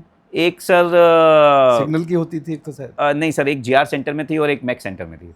हमारी सिग्नल की भी होती थी शायद। वो सर उन्होंने अलग अलग वैसे ओपन कर रखा था, बट ये sir boys sports company proper जो साई एंड आर्मी का कोलैबोरेशन है उसके थ्रू होती है। तो उसका सिस्टम बहुत अच्छा सिस्टम है वो। तो वो सर आज की डेट में अगर आप चेक करेंगे तो वहाँ पर बॉयज स्पोर्ट्स कंपनी खुल चुकी है AMU में, जिसमें लड़के और लड़कियों का सिलेक्शन होता है आई थिंक 6th या 7th क्लास से। सिविलियंस? यस, वो आते हैं 12th तक, उनको वहाँ पढ़ाई कराई जाती है और शूटिंग कराई जाती है। या तो वो है sir, and I am very sure कि उसमें से कुछ सालों में हमें सुनने को मिलेगा कि बॉयज स्पोर्ट्स कंपनी से बच्चे निकले हैं। तो ये कब से शुरू हुआ है? सर मैंने ये प्रपोजल भेजा था, वो अप्रूवल हो गया था, आई थिंक 2 साल हो चुके हैं, 2 या 3 साल शुरू हुआ है सर। ओके। देन फिर था सर एक खेलो इंडिया। तो खेलो इंडिया का क्या है सर कि खेलो India is a government scheme. वो भी तो 2-3 साल पहले शुरू हुई है सर। खेलो इंडिया शुरू हो गया था 2018 या 17 से, बट सरकार ने शुरू, बहुत ही अच्छी स्कीम है सर, उसके बाद बहुत इंप्रूवमेंट हुआ है गेम में। तो खेलो इंडिया क्या करती है सर कि आपका अगर इंस्टीट्यूट खेलो इंडिया से एफिलिएट है या खेलो इंडिया से रिकॉग्नाइज्ड हो रखा है, उसके साथ में उसका कॉन्ट्रैक्ट है, तो खेलो इंडिया आपको फंडिंग देगा, काफ़ी चीज़ें, इक्विपमेंट भी देगा, एंड आप कोच हायर कर सकते हो या मशीन्स ले सकते हो, तो उस तरह से। तो खेलो इंडिया में उस समय जो डायरेक्टर थे सर, मेरे कॉलेज के एक सीनियर थे, तो मैंने उनसे बात करी कि सर ऐसे है, तो बोले कि तू केस भेज एंड आई विल ट्राई कि मैं जितनी हेल्प कर सकता हूँ। तो वो हो गया सर, खेलो इंडिया के साथ में भी हमारा AMU का हो गया। अच्छा, मतलब रिकॉग्नाइज हो गया? या तो now AMU is a Khelo India recognised centre. वहाँ से पैसे मिलते होंगे? हाँ, तो वो हेल्प मिलती होगी। तो ये सारी चीज़ें शुरू हुई सर। तो ब्रिग एमटी ने बोला यार कि इसका साइटेशन भेज दो, जो बाकी उनकी विशेष है, मैं कहूँगा सर कि I got vice chief commendation there. So you know this is what makes a difference ना, कि जब आप एक्शन लेते हो और आउट ऑफ बॉक्स जाके किसी काम को करते हो, क्योंकि अदरवाइज तो फौजी उठ के ऑफिस से निकल के सिविलियन के पास जाने का करता ही नहीं ना। हाँ बट सर अगर आपको कुछ अचीव करना है तो मुझे लगता है कि आपको वो एक्स्ट्रा स्टेप्स लेने पड़ेंगे। बिल्कुल, बिल्कुल। अदरवाइज तो वो सेम ही रूटीन है। बिल्कुल। मतलब मैं भी बोल सकता था कि मैंने फाइल भेजी, हाँ, बस। अब वो 3 महीने वहाँ पड़ी रही या 1 महीने पड़ी रही, बिकॉज आईएफए के और पास सर आपको कोई बहुत बहुत क्वेश्चन लोड भी नहीं होता है। करेगा, कोई क्वेश्चन भी नहीं करेगा आपको। बिकॉज मैंने देखा सर कि आईएफए के पास लोड बहुत होता है। बिल्कुल। अब मऊ का जो आईएफए है, इन्फेंट्री स्कूल, एमसीटी और आर्मी वॉर कॉलेज, यस, 3 कैटे की फाइल्स उनके पास आती हैं। करेक्ट। अब मैं खुद चला जाता हूँ तो वो ठीक है कि आईएफए ने मेरे को बैठा लिया और वहीं पे डिसीजन हो गया। बिल्कुल बिल्कुल। तो बस इतना ही अंतर है सर। कौशल, एक चीज़ जो आपने बीच में बताई कि कर्नल कश्यप और कौशलेंद्र, अच्छा कौशल कश्यप एंड कौशलेंद्र दोनों ने साथ साथ वायो किया हुआ है। अच्छा दोनों पैरा स्पेशल फोर्सेज में रहे हैं, दोनों की वाइफ्स के नाम भी सेम है, हस्बैंड के नाम भी सेम है। सर ओके, और दोनों का मुझे लगता है जो हाइट वेट भी सेम ही लगता है। हाँ लगभग सेम है सर। ठीक है, लगभग बच्चों के भी नाम सर सेम अल्फाबेट से शुरू होते हैं सर। इतनी सारी सिमिलरिटी, और उसके बाद में फौज से निकलने के बाद भी सेम काम कर रहे हैं, मॉन्क्स एंड वॉरियर। ये सर हमने फौज से निकलने से पहले शुरू सोच लिया था। मॉन्क्स एंड वॉरियर्स बाद में आया सर। यस, वी थॉट कि हम 20 करके निकल जाएंगे, बिकॉज जो चीज़ें करनी थी सर वो सब कर ली।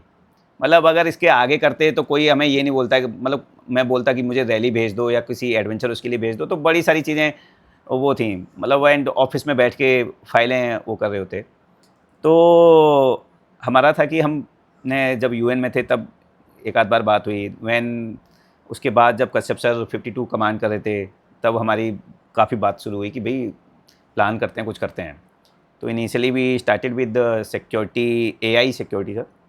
फिर वी थॉट कि यार ये हमारा डोमेन नहीं है, मतलब हम एक्सपर्ट भी नहीं है, एंड डिपेंडेंस हमेशा हमारी थर्ड टेक गाई पे रहेगी। तो we got into security consultancy and corporate running sir. फिर इसी बीच में सर कश्यप सर जून 2023 में छोड़ चुके थे और मैं कंटिन्यू था आर्मी में। तो वो कुछ पॉडकास्ट पे गए तो पॉडकास्ट अच्छे चलने लगे, तो लोगों ने हमको बोला कि यार कि आप अपना पॉडकास्ट शुरू करो। तो पहले हमने कहा कि चलो हम ये नाम सोचते हैं। Then I came up with this name sir, monks and warrior. और हमने कहा ट्राई करते हैं, ट्राई करने में क्या जाता है। इनफैक्ट मतलब सर मेरा और कश्यप सर का शायद हमारा है कि हमें किसी चीज़ में शर्म अभी भी नहीं है। अगर लगता है यार कि ठीक है, हाँ नए ठीक है। बीच में तो हमने सर मुर्गा पालने का भी सोचा, मछली पालने का भी सोचा। हमने कहा ठीक है यार, मतलब अगर करना है, कुछ करना है। हाँ, एंड सर अगर कोई एक दूसरा बंदा उसी चीज़ को अगर अच्छे से कर रहा है तो हम क्यों नहीं तो कर सकते? आप भी उसको अच्छे से कर सकते हो। बिल्कुल बिल्कुल है ना? बिल्कुल, यही एटीट्यूड होना एंड चाहिए। मैं तो कहूँगा कि आप उस लेवल पे जाओ कि आप बोलो कि देखो वो यहाँ पे था, हमने उससे और बेटर किया है। यस। तो हमारा वो था कि यार उसमें क्या हुआ, काम काम है। मतलब कई लोगों ने बोला अबे तुम मुर्गे पालोगे, हमने कहा हाँ क्यों, क्या हो गया है? ठीक है, मछली पालोगे, हमने कहा हाँ पालेंगे, क्या हो गया। ठीक है, तो वी थॉट दो, मतलब हमारा था कि ठीक है काम में कोई शर्म नहीं है। नहीं बिल्कुल। तो एंड मैं कहूँगा सर कि आप लोगों की हेल्प सपोर्ट विशेष हैं जो मॉन्क्स एंड वॉरियर्स, काफ़ी अच्छा अभी तक चल रहा है sir, and we are working.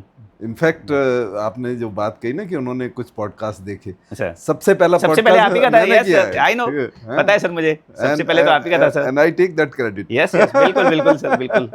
And I tell you कि that podcast did extremely well for me also. Sir. It went very well. Sir और एक मैंने उनकी छोटी क्लिप बनाई, उन्होंने कुछ वीडियो शेयर किए थे। यस सर, जो वर्कआउट कर रहे हैं वो अपने घर में बच्चों या के साथ। आई नो वो That I think has got the maximum views on my this. Sir sir हाँ, मतलब छोटी सी क्लिप है, but that was maximum views. Sir, So I feel associated with you and the monks and नहीं बिल्कुल warriors. Sir, And उसी का कारण है कि आज आप यहाँ बैठे हो।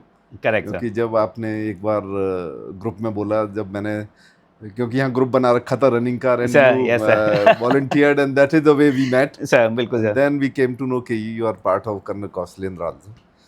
So it's a really wonderful journey and जो हम आई थिंक 8-9 महीने से ट्राई कर रहे थे, that हाँ has सर, fructified मतलब today. बिल्कुल सर। So जाते जाते अभी हमारे व्यूअर्स को एक चीज़ बताइएगा कि क्या ऐसी चीज़ें हैं as a mid career professional, क्या ऐसी क्वालिटीज़ बंदे में होनी चाहिए, because you have gone through so much, जो सक्सेस और पर्सनल सेटिस्फेक्शन के लिए ज़रूरी है? सर ये दो चीज़ें हैं जो मुझे पर्सनली लगता है, मतलब मेरे पर्सनल व्यूज हैं। जैसे कुछ लोगों के लिए सक्सेस शायद पर्सनल उससे ज़्यादा ज़रूरी होता है। मेरा ये है सर कि जो चीज़ मुझे अच्छी लगती है मेरे को वो चीज़ करनी है। करेक्ट। मतलब हो सकता है कुछ लोगों को लगे कि यार केवल पैसा कमाओ, उसमें आप पर्सनल खुशी मिल रही है या नहीं मिल रही, दैट डजंट मैटर। करेक्ट। मेरे लिए है सर। तो मैं ये कहूँगा सर कि शायद अगर आप उस चीज़ को कर रहे हैं जिसमें आपको पर्सनली दैट हैप्पीनेस भी आ रहा है या सेटिस्फेक्शन आ रहा है, तो सक्सेस भी जल्दी मिलती है। अगर मैं किसी दूसरे की चीज़ को देख रहा हूँ एंड कोई दूसरा बंदा कुछ काम कर रहा है और जो बहुत अच्छे से कर पा रहा है, और अगेन कि मैं उसको कॉपी करने की कोशिश करूँगा, तो शायद ना तो मेरे को पर्सनल सेटिस्फेक्शन मिलेगा सर, और हो सकता है सक्सेस भी नहीं मिलेगा। करेक्ट। वो बंदा हो सकता है उसने उस पर पूरा होमवर्क किया हो, उसका एक्सपर्ट रहा हो, ठीक है, उसने अच्छे से उस चीज़ को किया है, तो इसलिए वो सक्सेस मिल रही है। किसी भी सक्सेस के पीछे सर हार्ड वर्क होगा ही होगा। बिल्कुल। वो हम लोगों को सर वो कहते हैं ना कि वो टिप ऑफ द आइसबर्ग दिखाई दे रहा होता है, बट नीचे की जो चीज़ें होती हैं वो नहीं दिखाई देती। मतलब आप किसी का भी एग्जांपल उठा के देख लीजिए, लोगों ने अगर कुछ अचीव किया है तो उन्होंने मेहनत करी होगी। No doubt. एंड आप अगर ऐसी चीज़ में मेहनत करते हैं सर जो आपने आपके अंदर इनबिल्ट है या आपको अच्छी लगती है, आपको मज़ा आता है वो करने में, पैशन है सर, या तो मुझे लग वो करो सर। चीज़ ऐसी करो जो आप मतलब जब आपका दिन खत्म हो जाए तो आपको लगे ही नहीं कि आपने काम किया है सर। बिल्कुल। या सो कहने का मतलब ये है व्यूअर्स, जो कर्नल कौशल ने आपको एडवाइस दी कि काम वो करो जिसमें आपको पैशन हो, हार्ड वर्क तो करना ही पड़ेगा और शर्म नहीं करनी है सर। मतलब कोई काम छोटा नहीं है, शर्म नहीं करनी है sir. Kaushal, I think we had a very long inning and Sir. Wonderful inning. I don't think ऐसा कोई क्वेश्चन बचा जो आपने बड़े खुल के जवाब नहीं दिया है। नहीं बिल्कुल and I really enjoyed it और really learned a lot from you. नहीं सर, थैंक यू सो मतलब मच। हमेशा मैंने तो आपसे सीखा है सर। इनफैक्ट मतलब हम लोग बातें करते रहते थे, मैं अपने घर में बात करता था कि सर इस एज पे जिस तरह से लगे हुए हैं एकदम फिट, और कुछ नई नई चीज़ें आप करते रहते हो सर, मतलब I can see today also. तो hats off to you sir. So thank you so much, Thank you, sir. Kaushal. Jai Hind, sir. Nice meeting.